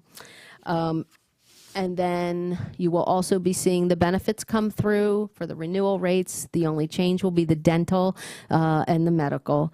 The dental will be a 6.3, and the medical will be 19.3. Is that the best dental we can do? Is that the best dental? Yeah, because I could tell you how much it cost me for one tooth. So most dental plans, we do run our dental through a comparison each year to make sure that our table of allowance is competitive with other plans. So the district wants to pay more money and give a higher, we have a $1,500 maximum that we pay on the plan, and you get your preventative exams for free as long as you're in the PPO network. I know you want to say something, Tim. $1,500 is the Uber ride to the dentist if you have anything done other than preventative, because obviously it doesn't carry anything. So just an example, for one tooth on an implant, out of pocket is almost $7,000. Yeah, we don't cover implants. Most plans don't cover implants. Well, then we have a lot of toothless employees, at least on another whole level. Well, I mean, so if we have increased some benefits on the table of allowance over the years to keep up with the market. We haven't increased the maximum, because that obviously is additional cost that the district would have to pay. And that's certainly an option if we want to pay more. And we do have $1,500 for orthodontia that we do pay out of the plan, and that's not part of that cap. That's like $3,500 for braces. I understand. I know, I had to do it. I had 3 kids with 3 I did it 2 sets times, of yes. braces, And not so, that I'm yeah. nitpicking the dental, but they're increasing the rate and I'm paying more, so Yeah. I'm just putting my Yeah. anti-dental out there, if I if I could understand. say that. Well, I mean, it's always we do our due diligence with making sure that the current plan is keeping up with the market. And last year we did increase some of the benefits because they were lagging a little bit and we didn't have. So, but that's a bigger conversation if we want to increase the limit to like a 2,500. You do a great job. I'm not picking on it. I just happen to be going through this, so Right. I missed 2 of the board meetings because of this. So at the end of not because of the fees. I mean, yeah, I was outside. I did have a hat, and I was asked for donations over at Bee Ridge and McIntosh. But outside of that, it's just something I'm going through. So at the end of the day, I know you're doing the very best, and you're awesome at your staff, what you do, and this is, and listen, it's just like anything else. Everything is going up. So to have that increase and then staying at 2% for 10 years and then having this extra, it's just the way that it works, especially here in the dental. It was just one of those things that you do a great job. So it's nothing against you. I'm not taking it against me. I'm happy to explore if we want to move on, but I just letting you know that we do make sure that we're doing our due diligence with the current plan. Well, and we are right around timing, and I want to make sure everyone has an opportunity. Good job. I mean, but now the discussion begins. Mrs. Rose. Thank you, Madam Chair. Relative to the preventative wellness exam, I think outstanding results.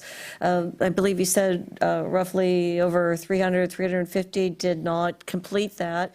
So as a result, restricted their options free of charge as an employee. Was there any kickback or feedback or repercussions from those employees? Well, if we haven't seen anything yet because they haven't gone into open enrollment to see. Some of them maybe they're not even aware. Maybe they haven't read their emails. I don't know. We haven't.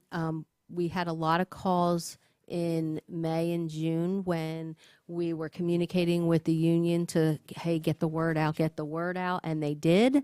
And that's the union sent their email, and everybody called my office. So we got a lot of calls, and we were able to fortunately direct a lot of those calls to some facilities that were doing those preventative well exams if they couldn't get in with their doctor. So we were able to redirect to some in-network places. Sure.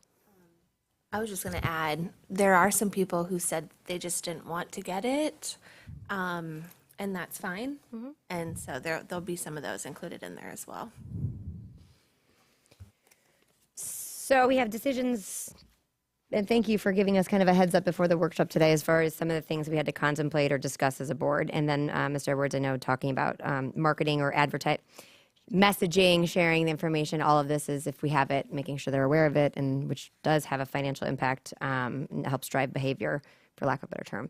I will say, just having been, the double-digit increase is hard. I mean, if you look at right now, so I remember, because I'm the old person here on the board, when we moved to self-insured and there's a significant risk, and you're going to likely have some volatility. We've been very, very lucky, and each year when we go to our renewal and compare it to any other district or even any private sector or fully funded plan, it was substantially better. That's wonderful. But that being said, that's not going to mean anything to anyone this year, and we have to be very candid about it. Yeah. And so when you look at our plans, I mean, a 20% increase is a lot. It's a lot of money. It's a lot of money. Can I just interject that 80% of our employees are on the employee-only plan? So it will be the 20% that have dependents that are on any other plan. Most of them are on the low PPO. Okay. And that low PPO, the district does subsidize that plan. So we subsidize, the district, the board subsidizes that plan at about $200 a month in change to a credit to those dependent coverages. Got it. So it would be $200 more, but you're already subsidizing it. Okay. So I just, not to that's make important. light of it, and I'm not making light. It is horrible. Believe me, I struggled with having to come in front of you this year with not good news. It was very difficult. The first in a while. Everybody around me knows it was not easy for me. It feels personal, and even though it's not. No, of course. So, but most employees, 80% are on the employee-only coverage. No, that's great. Well, and I will say you are fantastic at really, we have a great risk management department, and hats off to your leadership. So Thank you. Thank you for all of that. Did you want to discuss as far as messaging, marketing, with the correct words, how you want to? I'm thank you so much for that navigation tool, and I want to sort of drill into that conversation if I can for a second. And also share my personal experience with the healthcare Blue Book. I had to have a scan, and in my head, I sit here, I've heard all of the marketing about that, and I went to look at the Blue Book. It was cumbersome to try and figure out on my own, number one. Number two, when I finally got through that process, my healthcare provider, my team, my medical, already booked it. It was all done. And then I thought, well, why am I going to go through all of this to undo it when the provider did that? So that was my personal experience. So if we're looking at Surgery Plus or the Blue, or the book, the handbook, or the healthcare Blue Book, I'm wondering if the navigation tool has an ROI that would help employees drive through those savings that we're not realizing for what I just described. So I would quickly try to figure out how we can incorporate that kind of. It would have been much easier to say, hey, my healthcare provider already booked this, and can I quickly switch it per your suggestion? And that's what I meant originally when I said concierge service. Facilitate, quite frankly, the savings that we're not realizing because it takes a long time. And by the way, while I'm there, Aaron, great job, because I've seen the wellness program from the almost 3 years that I'm here, and I've seen the improvement and the marketing and the conversations. I'm sure HR has a part to do with that too, in terms of onboarding new employees, I'm hoping, and principals and all the teams that are part of that conversation, but great job on that. So that really was my question, because I understand the marketing. I happen to know about the Blue Book because I sit here, and I know about it, but then it still wasn't easy to figure out on my own, and you guys are, as you point out, short-staffed. So, No, that is good feedback, and I appreciate that. So thank you. But I agree with you, and that is one reason why we're looking at this. As I said, I feel like it's very overwhelming for people to navigate all the benefits. So yes, it will assist. I am certain. I mean, it's a 2-to-1 return on your investment for navigation, but obviously it is, and it's a little bit more. You have to market and know. They have to know it's available. But the good thing is it is one card, so they no longer they call Florida Blue. Florida Blue is going to say, can't call us. So they're going to know that they have to, but we can certainly market that. We've become the postcard people. We are sending postcards out. I don't know if you guys got them, but we are sending postcards out. So we find that we've got good responses with that. But yeah, we're definitely looking to. Doesn't look like a bill, so people actually look at it. But you're absolutely right, though, and that example was perfect in that what navigation does is really change the vernacular, because we're so used to using the word marketing, because traditional, communication and engagement is based upon that. But navigation makes it systemic. It's an operational activity. A part of the process is them walking through that. It's, I hate to say impossible or guaranteed or things like that, but it's very unlikely you would have had that scenario if your first call was to a Quantum or an Accolade, because they're walking you through that. You would never get automatically scheduled, you'd be in the right process, and that's why it's just automated. So the marketing becomes a part of the way that they work, as opposed to we have to send out the postcards, we have to make sure they're not reading their emails, and that's hard, and your hit rate's very low. So when you have that card and you're thinking, let's say it's a shoulder or a knee or your gallbladder, whatever, you make the call, and they do everything, from networks to the appointments, and they help you with your plan design. They will get you in. They will go through the provider selection. They can help you with, if you have Surgery Plus, they help you with any program that you have. So, yeah, that's tough. And we've done a lot of conversation about how did you end up at the provider you went with, or were you just going to go there in the first place? Just the fact that you check the app, does that really mean you change behavior? And we're working on that piece of it too.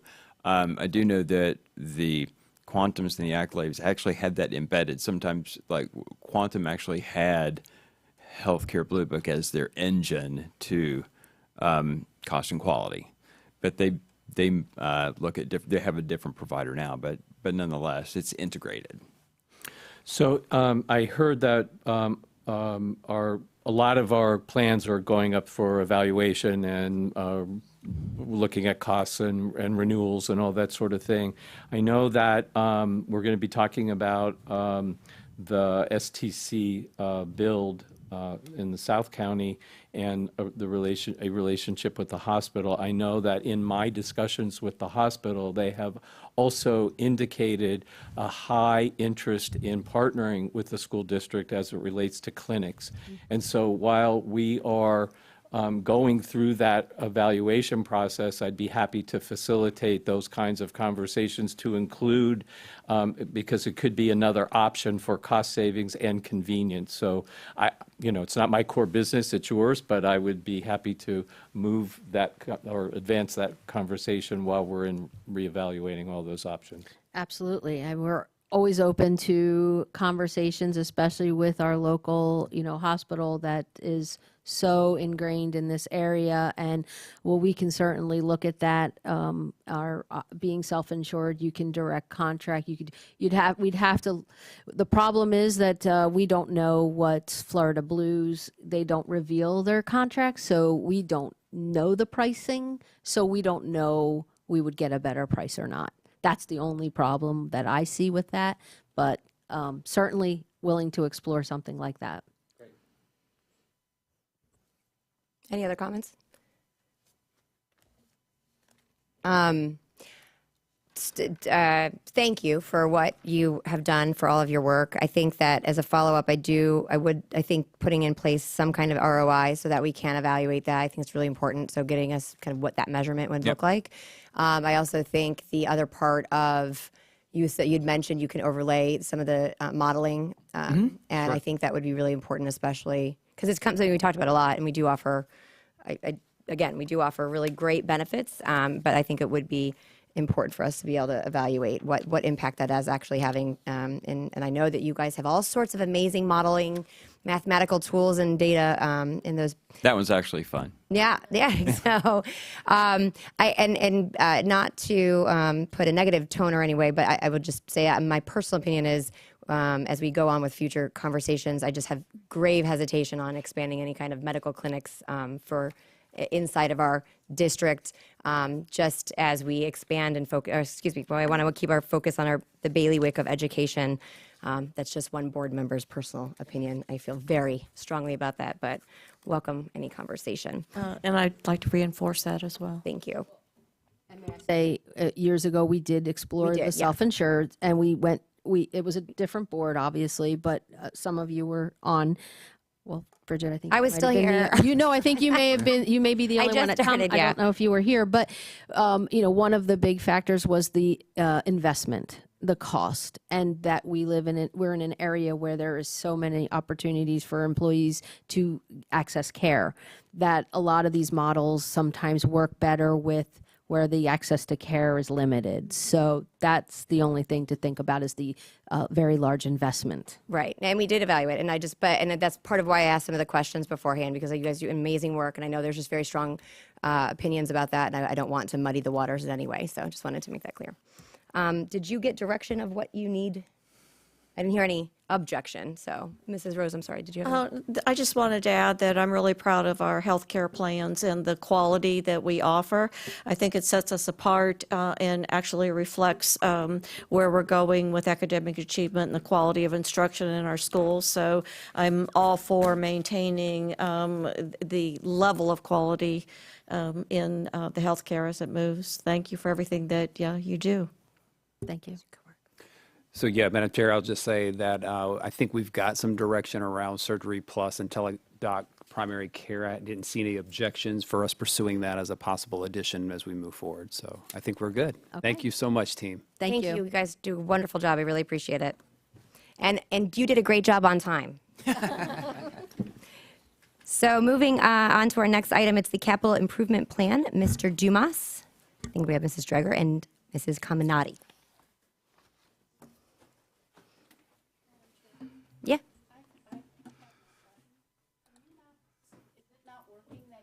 Oh, you got to use old school hand. I am so sorry. I should have warned everyone. Jump in.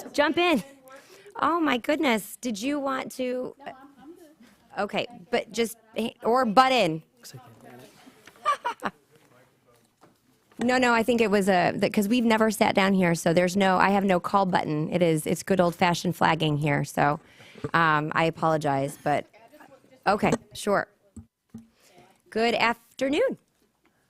All right, well, good afternoon, Board and Superintendent Connor. Thank you for the opportunity to have a conversation about the capital plan. As you know, typically we bring the capital plan at least 3 times in front of you throughout the year to give you an update on where we are in projects and kind of updating budgets and things like that as we move forward. The biggest of those updates occurs now, which is over the summer. As we move towards adoption of the entire budget, your capital plan becomes part of that adoption, and so we're driving towards that again. So with that, we've got Diane Caminati, our Director of Planning, with Krista Kurtner from Finance and Budget here. And then Jane Dreger could not make it. Our Director of Construction couldn't make it today. She's got a personal issue going on. But we have Brian Mabey sitting behind me, so he is going to fill in for Jane today on any specific project conversation. So I thought you had a couple of read-aheads that we sent you. One was the entire 5-year plan, and then the other one was a PowerPoint that we're going to kind of go through to highlight some of the changes and projects that we're presenting as part of the 5-year plan for you to consider today. So with that, I thought I would ask Krista to just kind of talk a little bit about what you saw in that 5-year plan in terms of the revenue projections and how that we're kind of looking at that as we move forward. So Krista? Good afternoon, everybody. So we'll just go over the revenue that's anticipated for the capital funds. As you know, that's comprised of a few sources. We have our capital 1.5 mil, which is what we levy for our property taxes. Then we have our sales tax, which we work with the county to get 25% of a penny. Then we have our impact fees, and we have our debt service.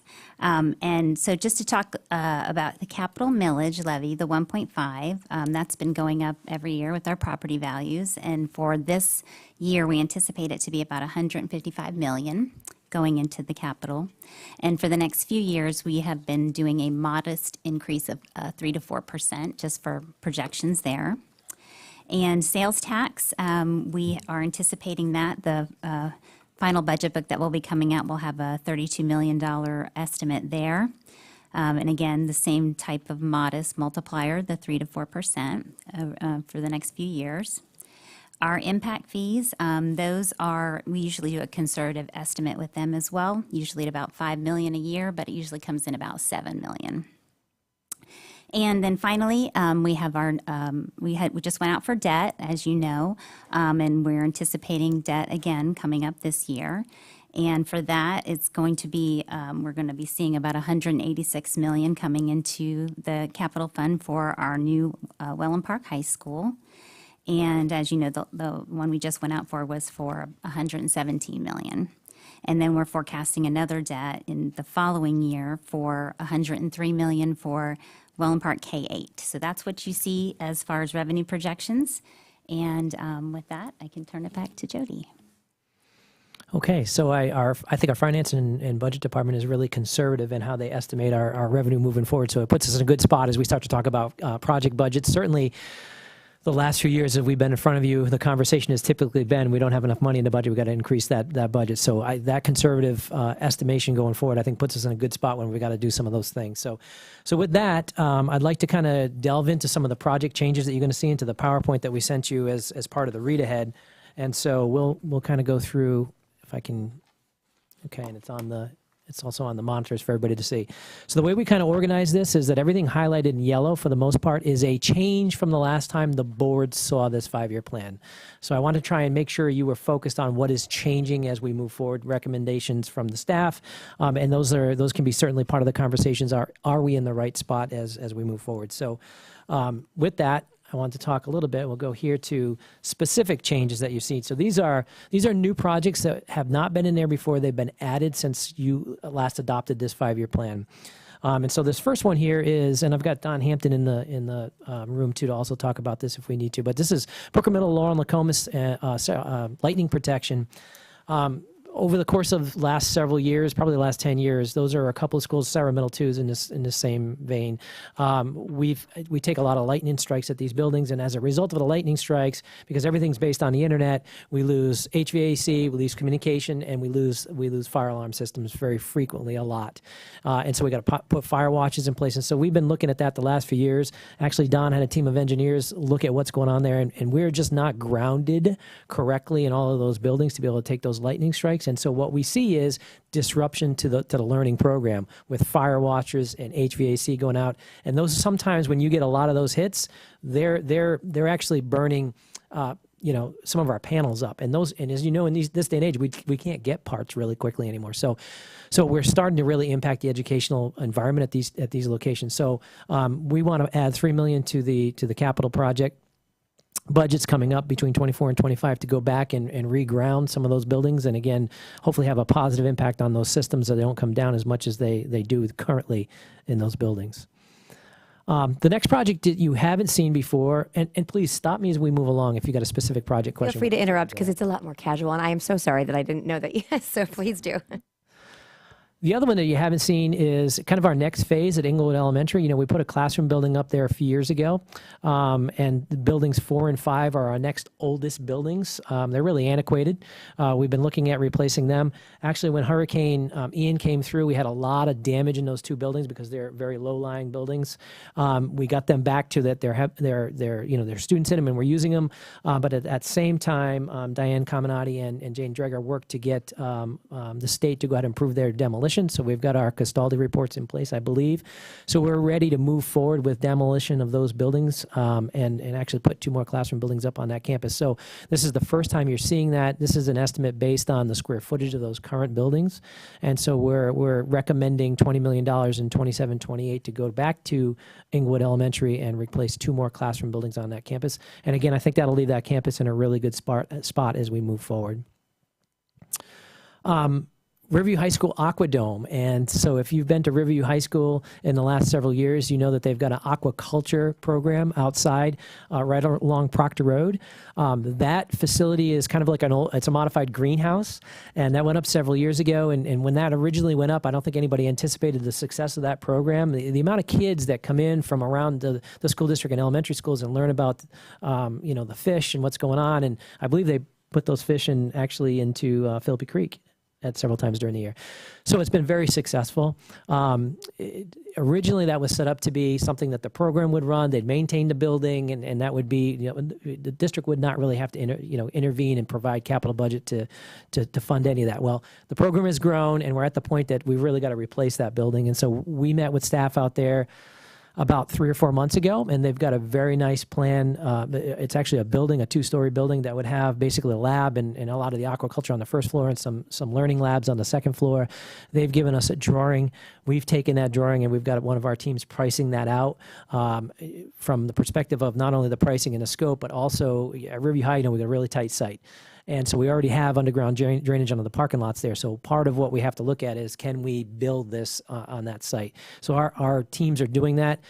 As we anticipate moving forward with that, we have put a slot in there for $10 million in 27-28 to potentially go and build an aquadome building at Riverview High and really support that program. So again, this is the first time you're seeing that, and really excited about to provide that opportunity for Riverview High students. You just said if it was capable on that site, is there potential that it would be on a different site? I will say different site, maybe smaller, maybe a little bit smaller than what we're proposing. Again, it depends on, I think, what SwiftMud will allow us to do and how costly it's going to be able to do that. It makes some of those modifications. So part of what that team needs to really do is look at the SwiftMud permit and what we can add to that particular site. So that's kind of where we are. We'll have to come back to you and once we've got better information on that, but wanted to get on your radar and get a price in the capital budget. Tom, Mr. Edwards. On these projection numbers, how did you arrive at those numbers? Because I know we're talking about some projection numbers that are changing, but I just want to make sure that these numbers are accurate. Yeah, me too. Accurate-ish. Absolutely. So one of the things that, and Brian can speak to this if you'd wish, but one of the things that we've got is our current pricing on our new K8, which is underway for Lorraine Road. So we know what pricing is being reflected in that program there. And then we've got our pricing, we're going to talk more about at Welland Park, that we keep going back and repricing. So I think we've got a good handle on where we are in square foot pricing. We wouldn't like to be where we are, but we know what the current market is driving. So these prices reflect that. Plus, we're escalating out a little every year as we move out in the future, because nobody, I think, sees construction costs actually going down. Okay. All right. So if there are no questions on those, a couple of other new projects that we're really excited about that I want to go a little more in depth on. Sarasota High School Master Plan. You know, several years ago, we rebuilt everything west of kind of School Ave. That was very exciting. And this year, you know, you funded last year renovation of building 13 and 14, major HVAC renovation in those two buildings. That is currently started, and we've got teachers and portables, and we're starting to move into that construction project. What's left on Sarasota High that we all known has been something we need to address is really the auditorium, and I call it auditorium because it's an older building. It's our last really kind of auditorium left in the district. Most of our other campuses all have performing arts centers. And so if you would, Jamal, if you wouldn't mind clicking on that link, or somebody click on that link, I'd like to take you through. We had an architect do a master plan for us in terms of how we might finalize all the improvements on that campus. And scroll down, Jamal, go down, keep going down. We're going to go to, keep going. Okay, So if you take a look at this particular rendering right here, what you're seeing is a look from west to east, and the parts of the campus that are being addressed in the campus master plan are in orange right there. And so if you look at the orange to the left, that's the backside of buildings 13. We are going to go back into that backside of building 13, and we're actually going to be able to add, I believe there are 12 classrooms we're going to be able to add into that building, because there is a lot of volume in that building. The second floor, we're going to take that second floor back over and actually add capacity to campus. You know, we've got several portables on campus. That's an area that continues to grow. And so when we go back and we complete this master plan, we'll actually be able to grab more classroom space in our current building 13. So we're really excited about that. Right in the middle of the courtyard there, you will see that there is another orange building as you kind of go across School Ave. That building is kind of what we're calling a multi-purpose center with a few classrooms in there, but it also becomes very flexible space for Sarasota High from a testing environment. One of the things they really struggle with is taking over the gym for the massive amount of testings they have to do for their ACE programs and you know, the required testing coming from the state. This building will provide that flexibility and also give them a couple additional classroom spaces in that particular area. But over to the right, what we're excited to show you there is that is a brand new VPA building, and kind of to match what we have at Venice High, at Booker High, at Riverview High. That is a visual performing arts facility for Sarasota High. We like that placement because it gives it access directly off the road. So when we are having performances, community performances or whatever, we can get great access there that we don't have to open in the entire campus. And we think it fits very, very well in that particular position. Jamal, would you go to see if there's another slide we can take a look at? So it's kind of another perspective from a different visual. Jamal, slide ahead one more time. This is actually now looking into the parking lot. That parking lot right there is where student parking is when you kind of come in from, is that Tamasola right there, I believe?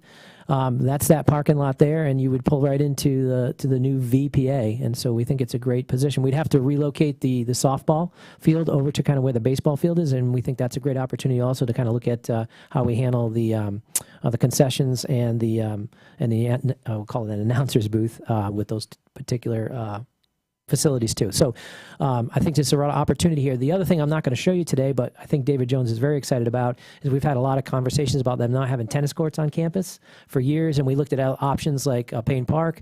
On the other side of campus, as part of this master plan, we are also going to be able to put tennis courts back on campus. So I think that team is very excited about that.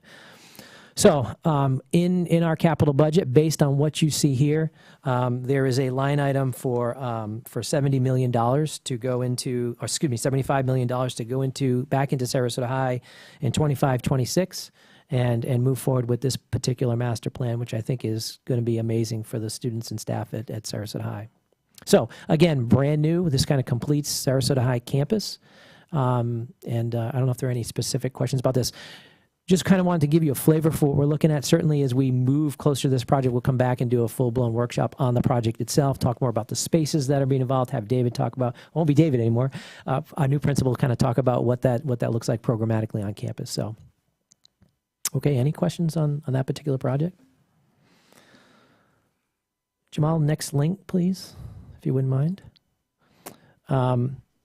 About a year ago, several board members asked us to look at, and we'll just stay right on that one, Jamal, asked us to look at providing a cafeteria space, an eating space for students at Polytech. You know, they currently don't have one. They're eating in STC. And so I asked Mr. Turgeon to come here today if there are any questions about, you know, what that looks like on campus from a safety and security perspective. But we've been working pretty close with Jack Turgeon and Ron DePillo on this particular option. This is just a kind of a layout and a pricing scheme where we are right now. But what we would do is we would build basically a cafeteria out on that area right there. That's looking out onto the lake in the back. There are currently a few portables sitting there. So it would be a cafeteria for students to eat. It would be some serving lines in that area for food service to feed the students. And we'd put a couple classrooms either on that building or right off the backside of Polytech to pick up the portables that we're going to be taking off campus because we're going right in that same spot. So we're really excited about that project. And we've included $10 million in 27-28 to potentially go move in that direction if the board wishes. But I think from the perspective of food service, perspective of safety and security on campus, so you don't have K-12 students interacting with adults during lunch, it makes a lot of sense for us to move in this direction at Polytech. Thank you. Very excited about that one. Yeah. Do you guys have any questions? Okay, so that kind of summarizes our new projects that are new to you this year. Want to talk a little bit about some of our updated projects. These are projects that have been in the capital budget, and we are currently modifying them. Yeah, right there, perfect. As we move forward. So one of those projects that is underway right now, if you haven't been to Bay Haven in a long time, I had the opportunity to tour there a few weeks ago as part of the looking at campuses to open schools. Half of that the original structure is all been gutted, and we were doing an HVAC project in both of those buildings. And the amazing part about that is through the design, we're going to bring back a lot of that old flair of the old buildings, raise the ceiling heights, and so we're going to do some really, really cool things on campus. The one thing that we didn't anticipate, the PE shelter out there is, it needs, we were going to run it through maintenance and we were going to do some painting and some rebuilding of that structure, but the team had a structural engineer look at it, and we really need to replace that PE structure. And as part of that, the board funded several years ago a project district-wide that we've been putting PE bathrooms at all of our sites where we don't have bathrooms located next to PE shelters, so it's safer for students. They're under the supervision of the PE coach. And so Bay Haven is on our list to go get. We have not put bathrooms there yet, so we'd like to do that as part of the project now that the team is there. And the other thing that we found is if we tweak how it lays on campus, we can actually provide a lot more space for them in terms of play areas. If you've been to Bay Haven, you know that it's gotten really tight over there with the new cafeteria and some of the things we've done on campus. So providing more play area and redesigning kind of where the playgrounds are would be part of this. I think it'd be a nice final touch to moving off that campus. So we're asking for an additional $5 million in next year's budget to kind of complete that project with Bay Haven. So we're excited about that. And then, as you know, we funded a rebuild of Garden Elementary. And so I'm going to turn this conversation over to Diane Caminati to talk a little bit about one of the things that, we're dealing with across the district is growth. And growth at a rate where we're seeing most of our schools, or a lot of our schools in certain areas, get to the point where they're at capacity. And so as we look at that, we have our new K-8 underway, which is going to look at Ashton Elementary. It's going to take care of Lakeview. We're going to be able to take care of some of the overcrowding at Sarah Middle. But one of the schools that's still on our radar, we're working to try and figure out what we do with, and we've got some plans in place, but is Laurel Nokomis. And so it's really, as you look at that Laurel Nokomis zone, is dealing with the North County growth, North section growth, and the South section growth. And so as we were having conversations about that, Diane had an idea about how we might handle that with the garden rebuild. We've talked to Steve Cantis and oh my God. Brandon Johnson. Yeah, thank you. Ooh, Brandon Johnson about it. So let me turn it over to Diane in terms of our thoughts on the garden rebuild project and why we're looking at a little bit more money there. Thank you, Jody, and good afternoon, board members and Mr. Connor. So as part of the garden rebuild, and one of the reasons you're seeing this increase is one of the options we're looking at is building the new campus or building site to the maximum allowable constraints of the site. So adding square footage and student stations, which would help us alleviate some of the increasing enrollment at Laurel Nokomis. So it's a neighboring site. If we add that capacity to Garden, we'll be able to look at some enrollment adjustments for Laurel. We've put probably the maximum amount of portables we can at this time on the Laurel Nokomis site to kind of address their overcapacity. So what would that capacity be? I mean, because we always talk about the size of a school. So what would we be looking at that point? I mean, just rough. For Garden, I don't think we have an actual site number yet. Okay. We would have to kind of see what Swift Mud would allow on the site, and then kind of go from there how much we can increase it to. Okay. It seems like the smartest solution, I think, but just for full visibility, I think it just reminds me of when we were talking about Venice High, for example, and it changes the dynamic of a school when you go bigger. So I just wanted to. Yeah, I would think from the discussions we've had, we're thinking approximately about 200 more student stations than the total capacity of Garden at this time. So the permanent space and the portables that are already existing on campus, and then probably another 200 student stations. And that would require redistricting? So we were going to use redistricting word. today. We're going to talk about, we're going to talk about. Wake everyone up right now. So it's funny because as Diane and I were talking about the conversation today, I said, well, let's not say redistricting. Let's talk I'm about sorry. adjustments. I want to be fair. We talk about it. Like, be prepared. So yeah. It's not, so that's not on the table right now, but, okay. I don't want to take words out of your mouth. No, you're absolutely, that's the conversation. For alleviating one school, by virtue, I would assume that we would have to be evaluating zones. Mm-hmm. And I think the more that's open, discussed in advance is, as painful as it is, better than not. So, Yes. okay. Yeah, a couple things, as we look forward to doing that redistricting, it would be great to do it all one time. And so, we're going to go through a redistricting process with the K-8 to be able to get those zones to accommodate the new school. And so I think what we'd like to do is the plan is we would come back to you with not only that redistricting, but we'd also redistrict Garden at the same time and Venice Middle at the same time. So it would be one comprehensive redistricting for, we call it the Palmer Ranch area, where we're seeing all that high growth. And so that I think is kind of the conversation moving forward. And I think the timeline on that is we'll start looking at that redistricting sometime after the 40-day count this year. As we move into, we want to see what the 48 count numbers look like, and then we'll move into that process probably right after that, January, February, March. Of 24? Wait, yeah. Yes. Forgot what year we were in. Yeah. Did you have a? Yeah. The 80 million, there's we had it on the plan. What is the increase that you're proposing? Yeah, I believe we went up 20 million to accommodate the additional. So to accommodate the additional 250 stations, we asked, and Jane did the pricing for us on this. We asked her to look at what we could do maximum wise on this particular campus given the site restraints. And so and I'm going to rely on Diane's numbers that she gave me earlier today, but Garden is currently sitting at permanent capacity of 482. With portals, we're at 751. If we get up over 250 over that, we'll be looking around 1,000 is what we'd like to try and do at Garden to be able to accommodate that growth. Okay, and in terms of, I mean, and I don't know this for a fact, but I've heard that the lot itself can be somewhat soggy. Is all of that taken into consideration in terms of location and any additional drainage issues that we may have to absorb, in no pun intended, but. Yeah, absolutely. It's a great opportunity. The site is soggy, right? It's been like that for years. So obviously, when we've got the opportunity and the space to build on site, we'll raise that particular site. The new building will raise to what we need to do to be able to get it to drain. We'll take care of all those drainage structures, and then we'll go ahead and demolish the new buildings and build playgrounds and things like that in that area. So it's a great opportunity to fix all those drainage issues on that particular site. So. Okay, and then does that, we talked at one point about there was 13 acres that were underutilized at that site. Is that this enhancement, does it move into those 13 acres?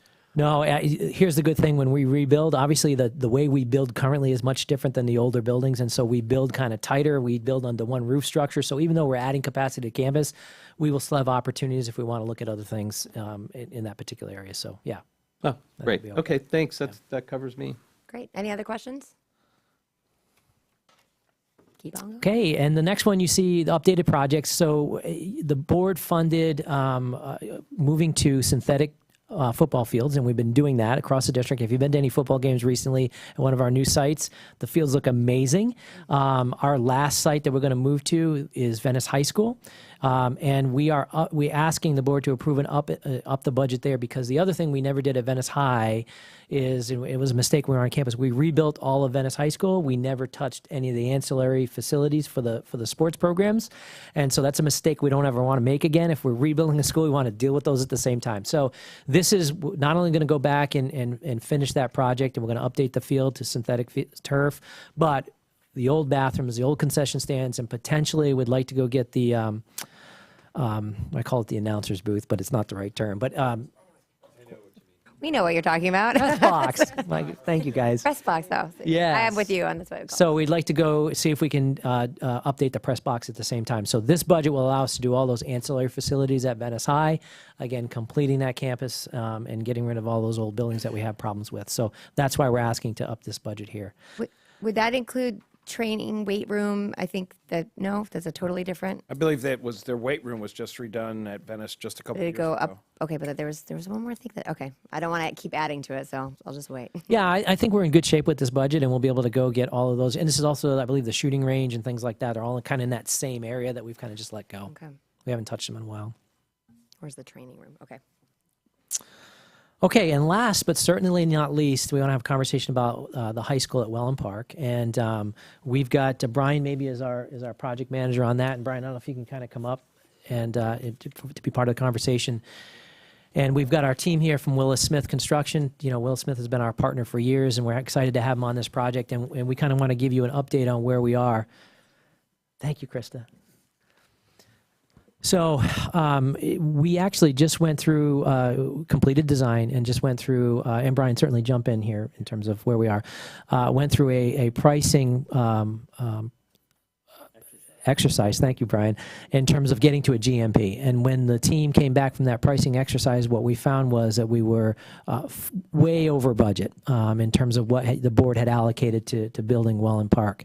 And so what we did at that time, we got the team together and kind of came up with a plan moving forward. And so, Brian, you want to talk a little bit about where we are with that project and our Sure. Yeah. So we've gone back. We're going to do some design modifications, which we're working on that now. We're planning to have that completed in mid-September. We're going to go out to rebid. That's going to be another probably about a month, 4 to 6 weeks to rebid to find out, basically to get all of our scopes in line, get everything buttoned up. After that, we're looking for board approval if everything comes back as we plan it to, probably in November or December of this year, which the construction timeline would start in December, January of this year / next year. So that's the plan, is to get it started probably.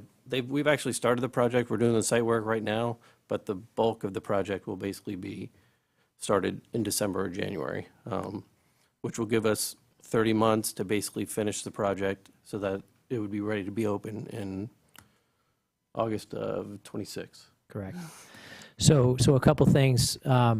Typically, if we're over budget, we bring the team together and we call it value engineering, right? We can look at some of the systems that are going into the buildings, and we can typically get a project under budget.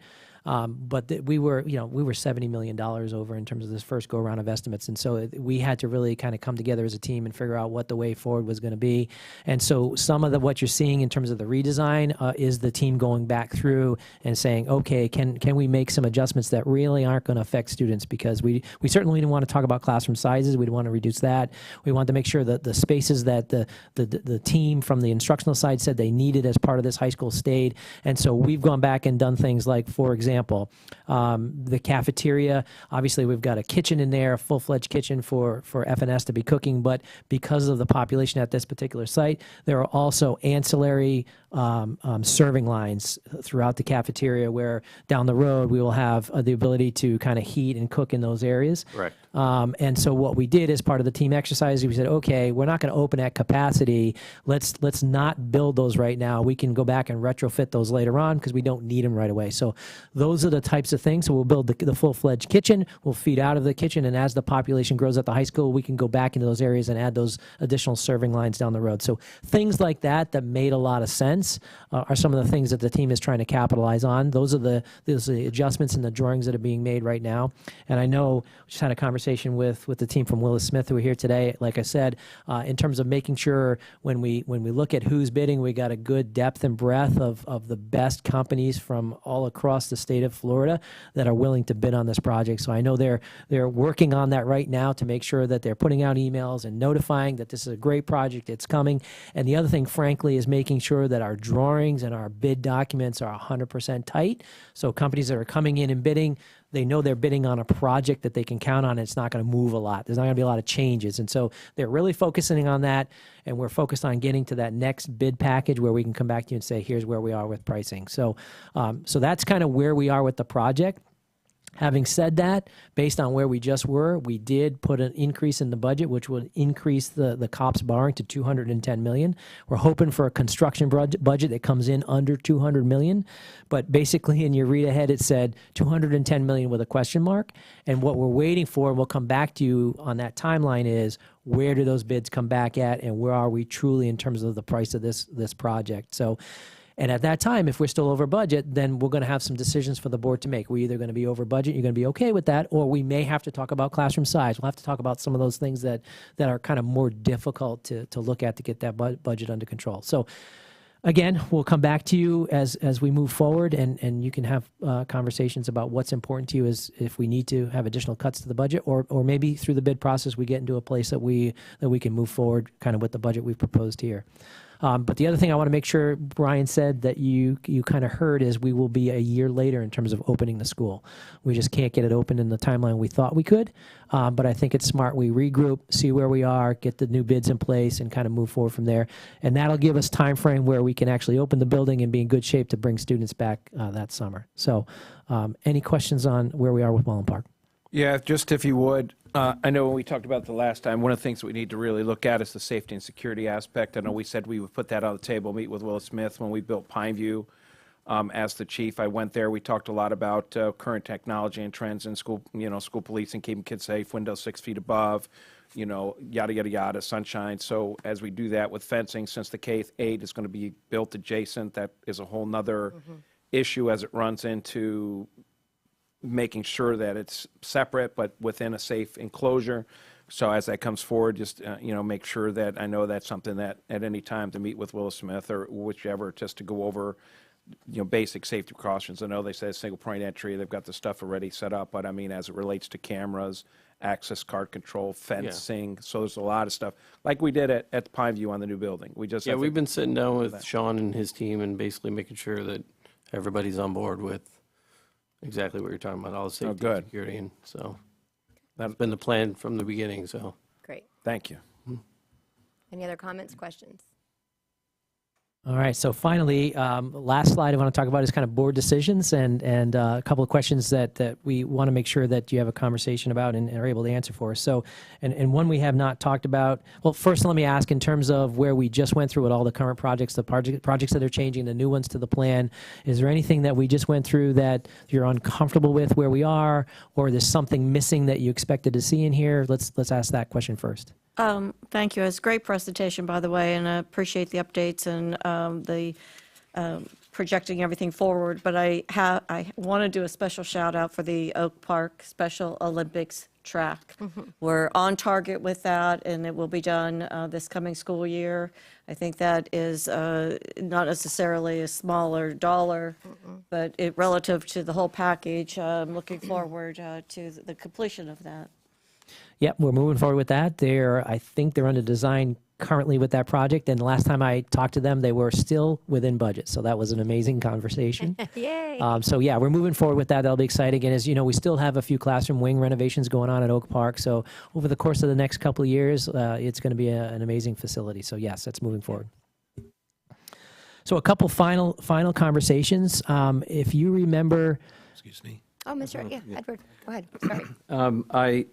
I think it's important, if, I don't know if Krista's still here, but to really have an understanding. I love that we hear all these new projects, and it's real easy for us to nod our head and say, yeah, that sounds like fun, that sounds great, that sounds great. But what's the overall impact and change to the capital plan from the last time we saw it, and how does it affect our funds? Well, I think let me, and I'll try to answer that question as best I can, Krista. So come on up. And I know Bonnie's online too, so Bonnie, jump in. But I think when we look at the capital budget year to year, obviously it moves around and flexes a little bit. A couple things I'll draw your attention to. One is the final fund balance as moving forward year to year. I'm very comfortable, and I think Bonnie's very comfortable.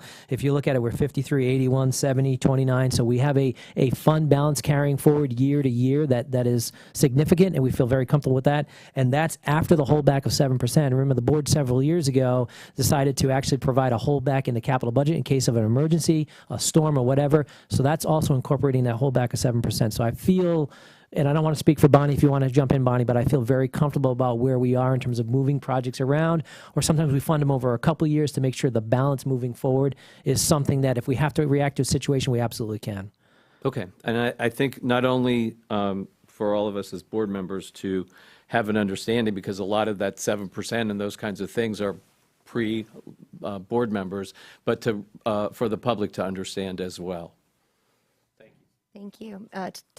Tim. So one thing, I talked to Mr. Connor about this the other day, no jinx on knock on wood right now, is one of the things that we need to look at, as this is, the Gulf of Mexico, I believe, is 2 degrees hotter than it is. And I know Mr. Cantis is smiling because he enjoys the hurricane season, as I was part of the EOC for 22 years and sat in there with him. At the end of the day, one of the things, and me and Mr. Connor talked about, is in reference to the generators at the shelters, and one of them being at STC and Shelter 4, to be able to hook that up, get the tank. I would think as a community and as the board, as one person, and I know I can't speak for Mr. Connor, but I know that when I spoke to him, this is something that's very, very important for the staff. If anything happened like that, happened to Bay County or happened in Charlotte County, where schools are closed for prolonged, I'm knock on wood again, there has to be a facility to be able to have electric and that. And I know that when we had originally redid the hurricane plan, the STC, I think, is building 4, or is that 2? I think it's 4. 4 along Proctor Road. Proctor Road, that had the hookup for the external to be able to get a generator, as well as some of the others. I know there's some grants. I know your team is putting in for, I think, for some other generators at some other schools. But I would just say that I think that would be really important, because on a prolonged period of time, this place is, we've had to, at the sheriff's office, we've had to take people and evacuate them in their houses on no-name storms because the creek is flooded. So we need to be able to, I think, as a district, to really look at this plan, to put something in there for that piece on the hurricanes, to make sure that that's the final piece after all the hard work you did on it.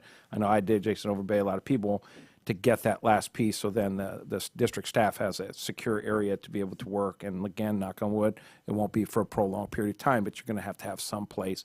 And the EOC has very, very small, and you won't be able to work out of there because the rooms are tiny, and you just don't have the capacity to run a district out of the EOC. So that would be my only suggestion, Mr. Connor, moving forward, is to look at that and adding that into the improvement plan in regard to the hurricane facility upgrades as it relates to the staff and some of the other schools.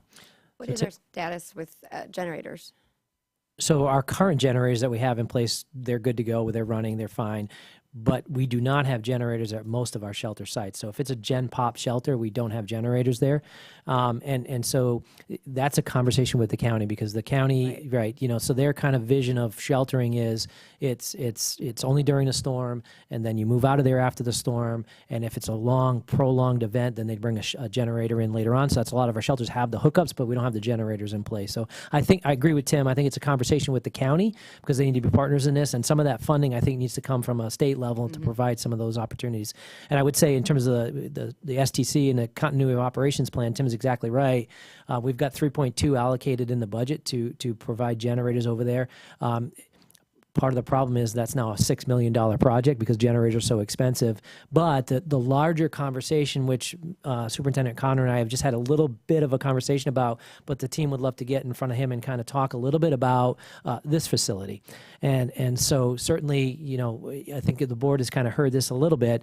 You know, we're in a facility here that is getting to the point of age that we're going to have to spend several $1 million here.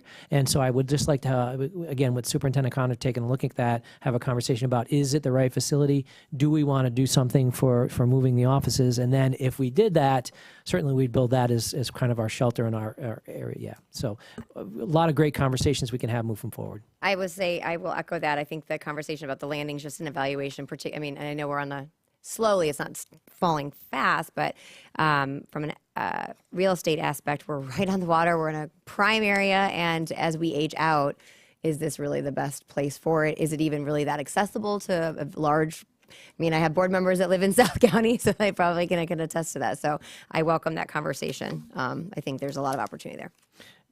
Two final things, and we'll go through rather quickly, but we just would like some board feedback on. One is, and the board has had a lot of conversation about STC Phase 3 in Northport, and you can kind of see where it's sitting in our capital plan. Basically, we start funding it in 26, 27 through 27, 28. We've got about $19 million sitting in that project. So we did not move that this year, so just kind of some feedback on, is it okay to leave it where it is and come back at a later date if that changes? Do you want to see a move now? So kind of a little bit of feedback from you. Are we in the right spot with that project at this point? May I? Mrs. Rose, yeah. Are you talking about our commitment conversations we had with the Northport government, where we're on board, and the expanding of the hospital and the training, that we would be very much up for medical staff to work and be employed at that facility? Is that what you're referencing? Absolutely, yeah. So Jane Dreger and her team worked with Ron and his team and kind of put together a layout of what that would look like with additional classroom spaces out there, and that's what this project is sitting here. And so, yeah, that's exactly what we're talking about, is that phase. It's my understanding that we did commit pre-Superintendent Connor to staying engaged in that process, if I'm reflecting my colleagues correctly.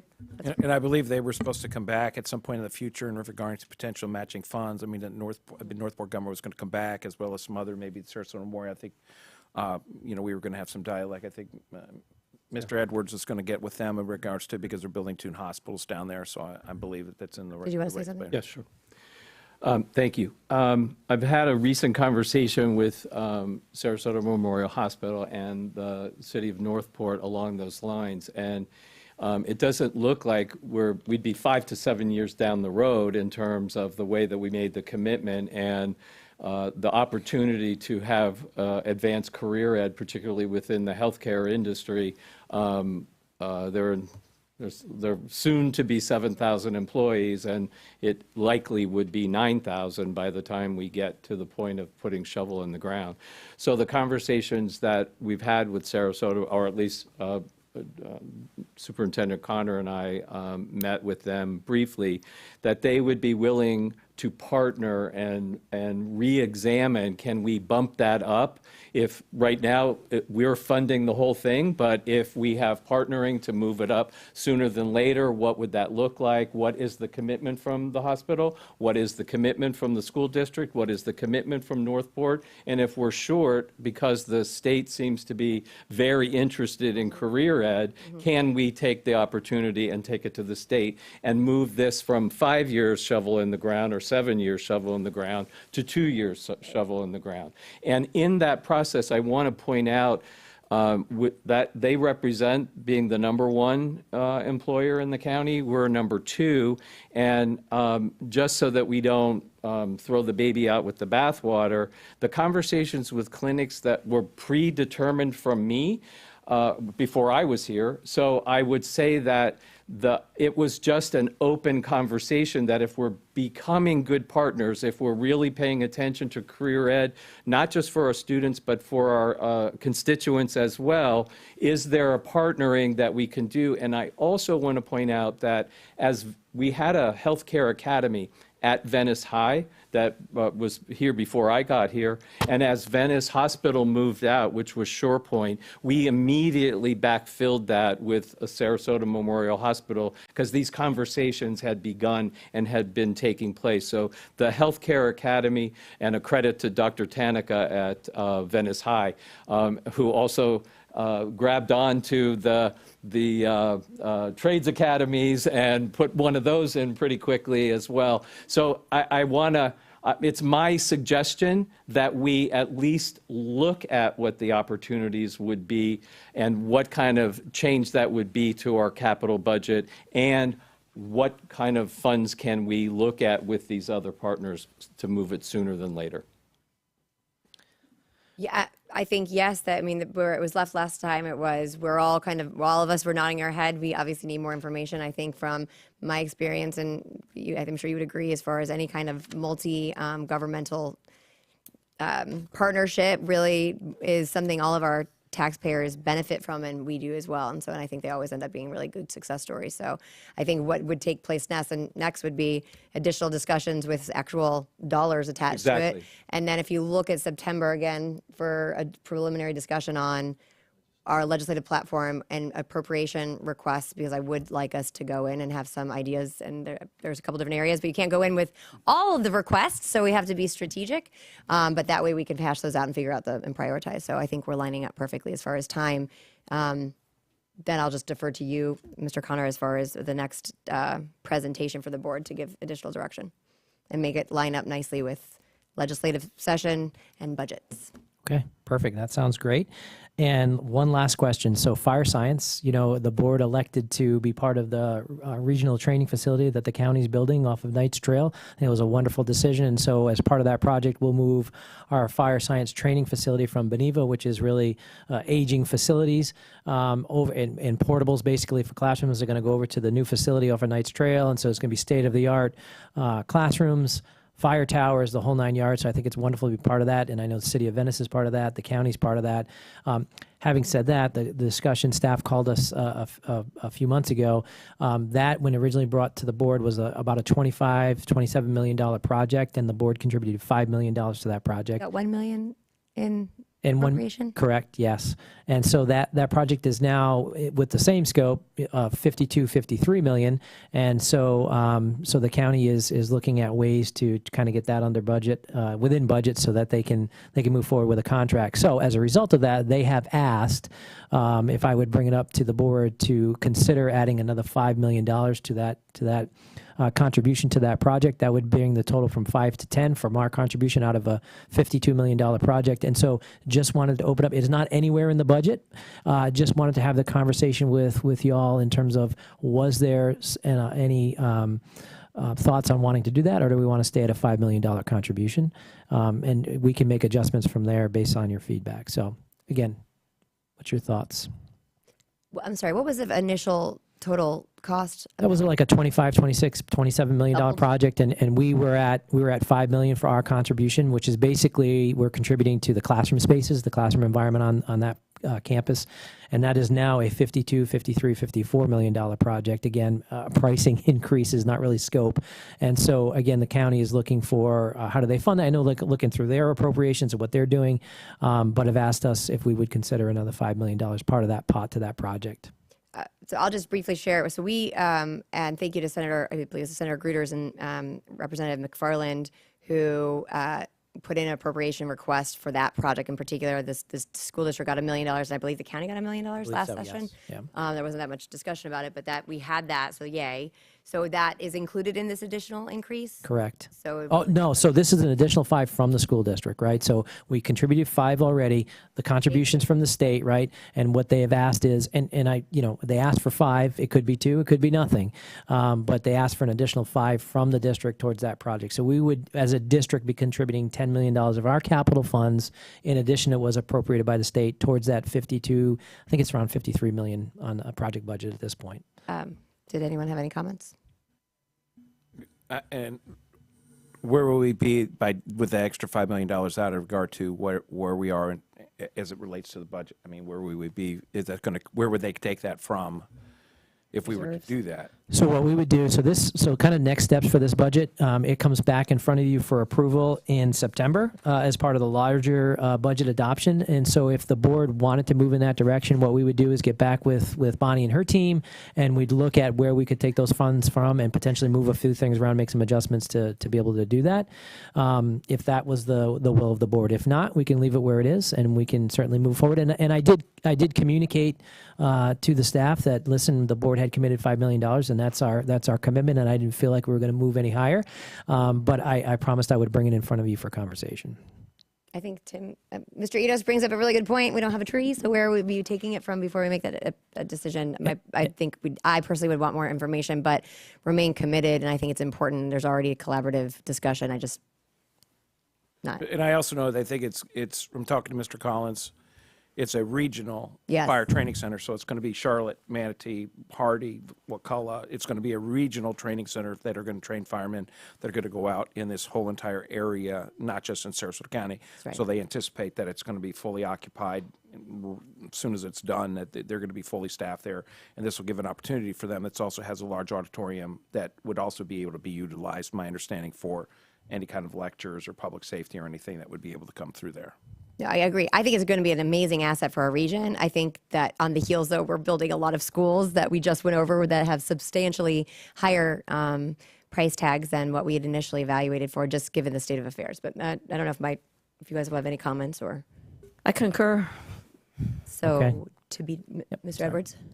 Yeah, I'd also be curious. I mean, I hadn't realized the scope was regional that way. I'd be curious to see if others are contributing, other counties are contributing into that. It sounds like they should be if they're not. And that. I also think that the win-win concept of it's for our community isn't something that we would necessarily want to not consider as we're looking at the bigger picture. But I also want to bring up that we have a situation with the county as well as it relates to a structure there called Florida House, which is a house that the county owns on land that the school district owns, which is, I have no idea who thought of that.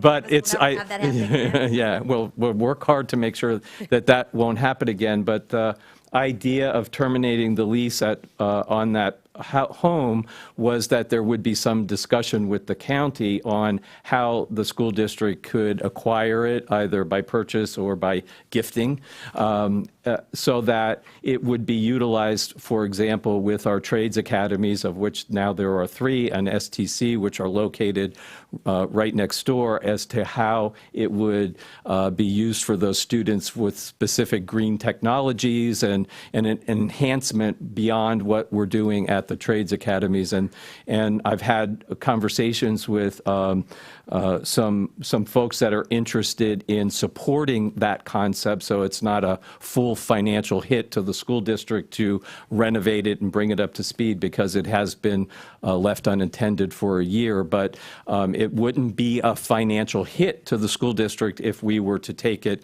and absorb it into our trades work for the school district. So that would be another conversation that could coincide with as we examine an additional contribution to the fire safety. Absolutely. So Superintendent Connor and I just had a very, very brief conversation about that the other day.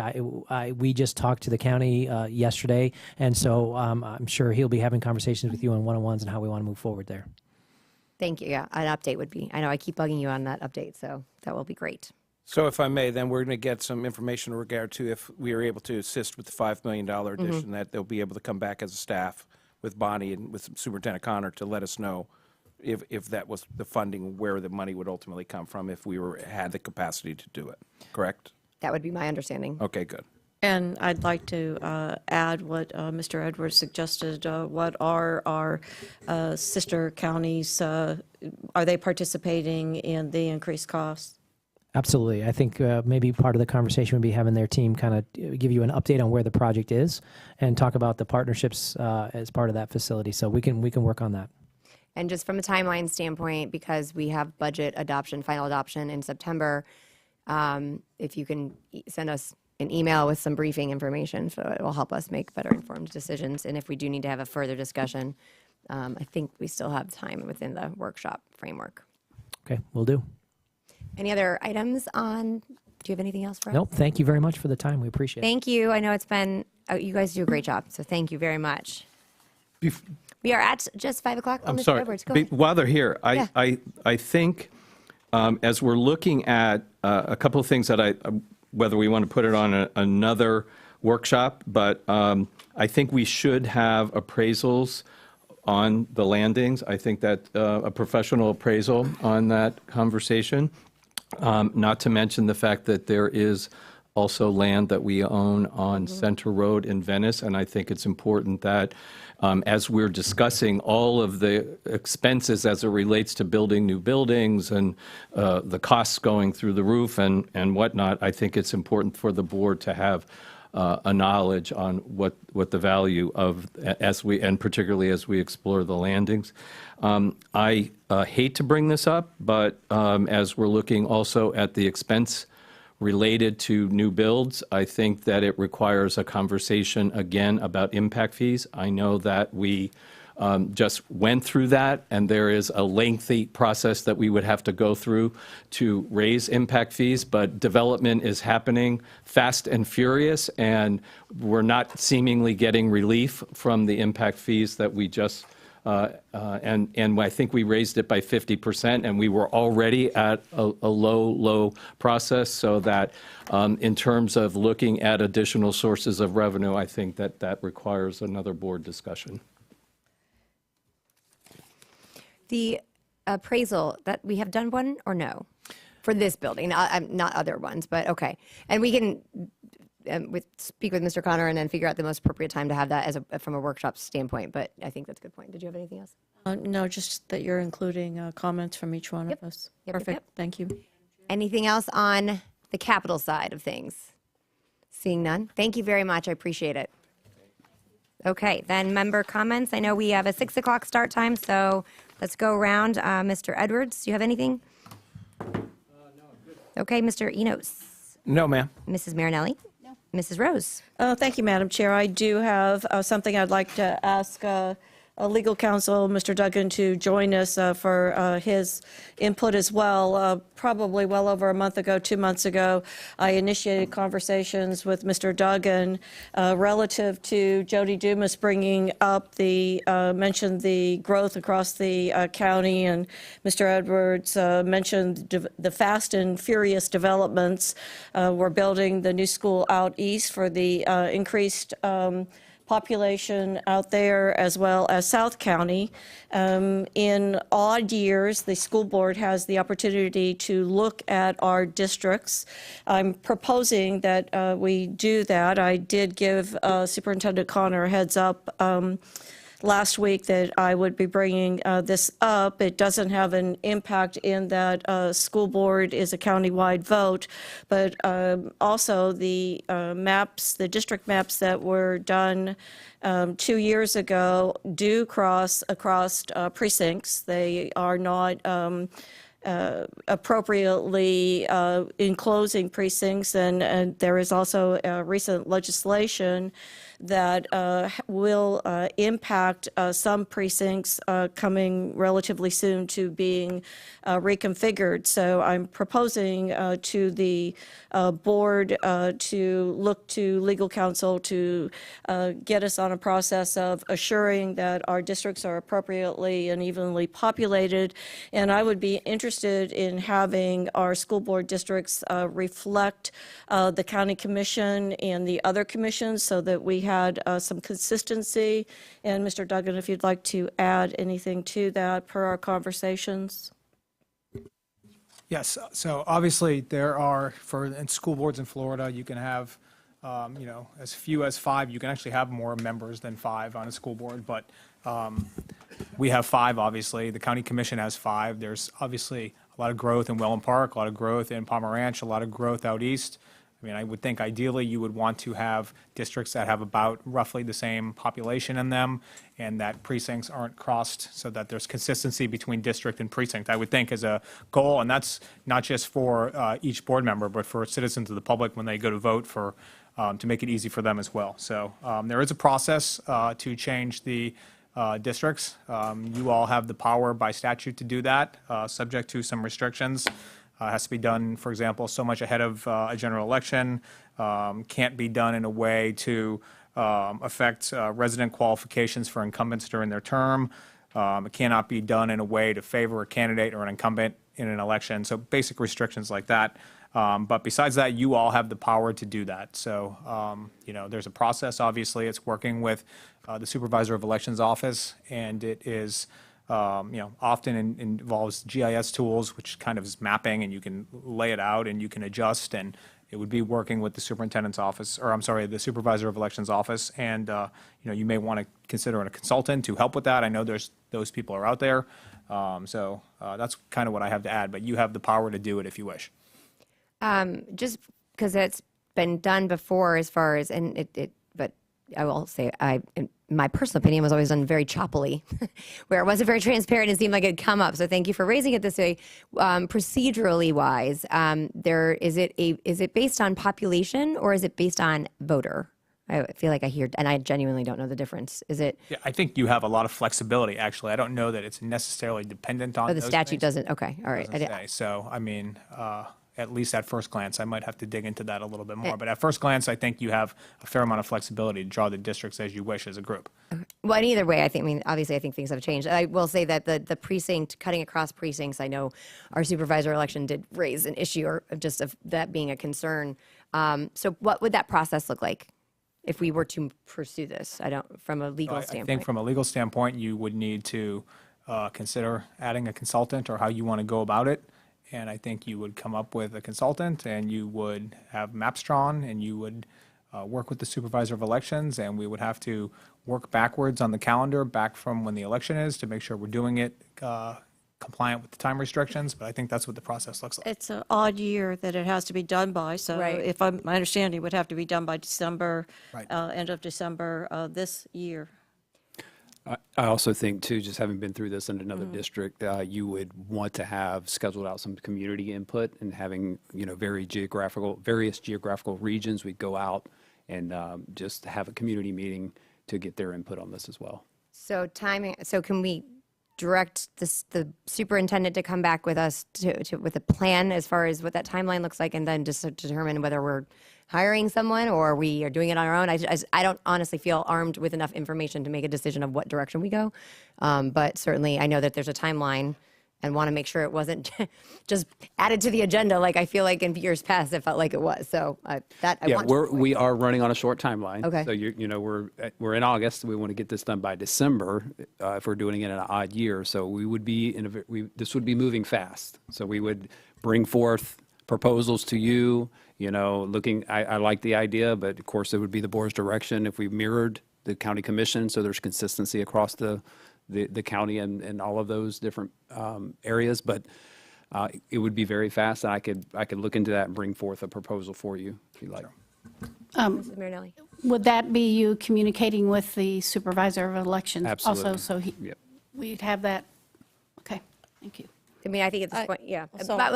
I think it would make sense that we ask you to start gathering the necessary information and provide us with a plan. It certainly is in the purview of the board, not so much as a recommendation, but procedurally wise, and we can't talk to each other. So from a fact-finding standpoint, and then bring back a timeline, what if this is able to be achieved, and how to do that, so that, and to also include the community. Go ahead. Yeah, I guess if the intent is to undo split precincts and to make things simpler, it would seem, if that's the goal, if that's the conversation, it doesn't sound like it would take a super amount of time to get to some opportunity of what that looks like. It wouldn't seem to me that it's a whole revamp of the whole thing. It's just looking where those precincts are split and correcting it. Perhaps the supervisor of elections could make a recommendation of a consultant who could, if that's our pinpoint strategic focus, it seems like it's doable within a timeline, and certainly from a public comment point of view, we can get to it. If it's any bigger than that, I think it's harder to meet the timeline. It's also looking at the growth and the legislative expectation that we have relatively even population, and with as we've talked about throughout this workshop, with the significant growth in South County and East, and the building of schools and the increased developments, I think that if we're doing it, we need to do it correctly. I also understand post of the last one was not done with the software that is complements what the supervisor of election uses, so it was a very difficult process for them to embed what we did into what they do. So I think there's an opportunity here for our new word that I love, win-win-win, and doing it very transparently. I'm not sure of the community forums as well in our timeline, because we're not disenfranchising any voters. We're not doing anything that would impact the ability to vote on all 5 districted board seats. Well, I think we have a great supervisor election, so I think he will be a great resource for us. And so I think just the September workshop, today was shorter, but September's looking like it's going to be a long one. But I do think that, given the timeline. Yeah. Speaking of, yes, can we discuss not having meetings and workshops on the same day? Oh my goodness, we are going back in time, back and forth, back and forth, back and forth. Well, if I can just really quickly, we can certainly discuss it and on a future date. It's like the calendars where there's no one, you can't make everyone happy, but I want to make sure it works. I'm not opposed to it in any other way. I want the way I've looked at it as far as board meetings, trying to make them accessible to the variety of different people's access. Some people work at night, some people work during the day. Same with staff. When we have late meetings, they've been here all day. So I'm open to suggestions. I think we've tried a variety of things, but not opposed to that discussion at all. Just because we're running out of time, were there any other additional items on that? No, thank you, Madam Chair. And so I had reading programs on here, it's too important to fast track, but really it wasn't ever really intended to be a thorough or in-depth conversation. It was really the beginning of what I think is a conversation we all care about deeply. And I had spoken with Mr. Connor and then also Mr. Renoff.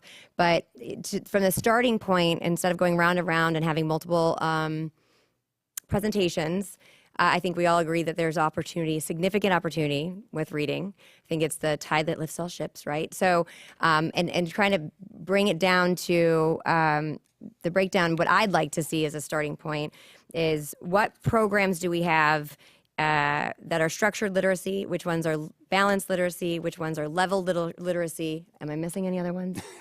I'm No. sure, no? Okay, those are the 3 main ones that we've You got whole language, you got the science of reading, you can go on and on. Yes, so we are in science of reading. We will be moving forward, at least under this leadership, in terms of how we implement our reading initiatives across the district. So there are some good things happening, but there are things that we need to get a grasp on. We're still in kind of phase one during the first month here, but Miss O'Day is off to the races. She has met with all the chiefs. She's met with the curriculum directors, Mr. Renoff and team, to talk about what are our current initiatives, resources, that alignment, looking at professional learning opportunities or lack thereof, to see where those gaps are so that we can move forward with a plan. So we're wrapping up phase one of that process. We think we'll be done in the next week. In terms of that, we also will be having our chiefs, all of the remaining team, begin on Monday. So we'll have the complete team, and I'll be sharing a communication out with our staff today of who that is, our new hires to the district, because I know everyone's been anticipating who those are. So they're all cleared and ready to roll, and we'll have our team in place on Monday, and that will begin to accelerate this work around literacy, because that is the focus. But where are we at in terms of foundational skills and phonics at the K-2 level, looking at pre-K, where that's strategically needed, looking from pre-K all the way to 12, what are those interventions? What does the core look like in Tier 1? And is that alignment there to the science of reading? And if not, where can we make those adjustments? So there's a lot going on and a lot to do. Plus the DOE is, the standards are built now around the science of reading, and there's a lot of the ESSER funding that they're tying to specific grants, tutoring grants and things of that nature that we'll leverage to move quickly. I know it always takes at least a year to get the foundation set, but we're going aggressive. We want to see impact at the end of this year, and that's what I charged the team to do. So hopefully we'll see some results at the end of this year. And I appreciate that. So I want to do data analysis paralysis where it's keeping you guys from that, but it's also keeping us abreast of it so that throughout the year, because there is just so much opportunity for us to improve in that area and not have the same conversations over and over and over again. And so for the concerns, I think, in the community and certainly as board members, it was what programs do we have? How long have we had them? What's working, what's not?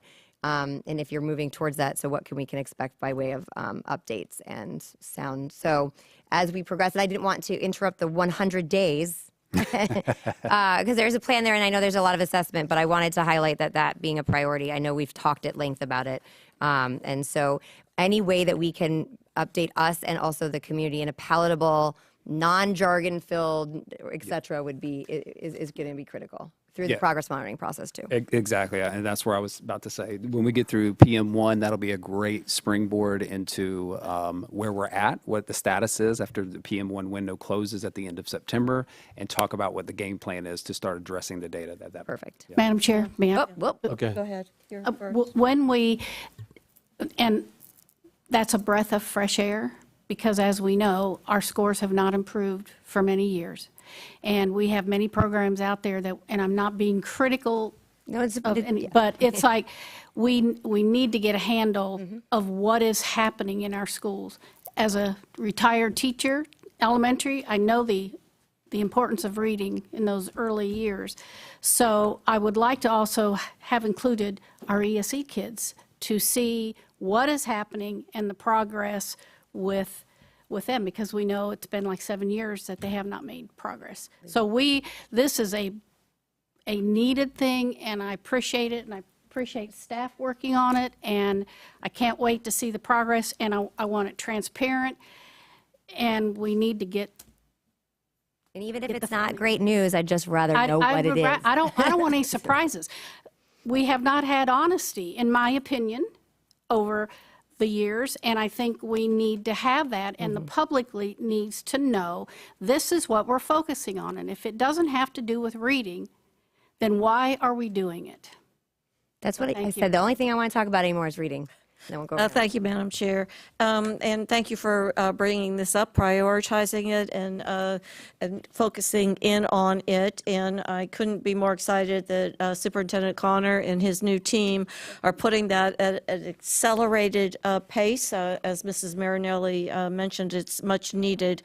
At the last time that we met, I did do a motion to add the strategic plan to the agenda this afternoon, line with my intent of recommendation to put that on hold. I think this is the perfect opportunity to merge the two. I think that we've all agreed over and over and over again that reading is our priority, and particularly as Superintendent Connor had reinforced where his team is going in those primary grades, that as you and your team move forward with that and make your proposals to us, that we have, as Madam Chair has mentioned, that progress monitoring piece front and center so that we can see movement.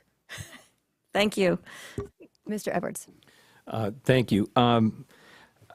In terms of reading scores and the achievement gap, as we've talked an awful lot about how it's a priority of this board, and that from the time that I've been here, I've seen a tremendous effort trying to solve that problem. And what my personal observation is from the work that we all did prior to you getting here, because we had to make some hard budget decisions quickly as a team, and we in fact did function as a team. But one of the things that, and I appreciate Mrs. Marinelli bringing up our ESE students, but I asked what I thought was a pretty poignant question at our reading, when our reading plan was presented, and my question was, why is this year's plan different than last year's? And the answer I got was astounding, and I think it's part of the assessment that you're going through, was that we have a new focus on our English language learners. And that would make incredible sense to me, that if we haven't had that focus, if we haven't been putting time and effort in making sure that our students who are struggling with the English language, that we're giving them the additional support and help, and that obviously can affect the scores that we've been seeing over the last year. So I want to make sure that as we are looking in, the other piece that I've learned through the discussions of are in addition to our focus on pre-K and how that enhancement and how we can grow that within the school district, I think, is an important component in reducing.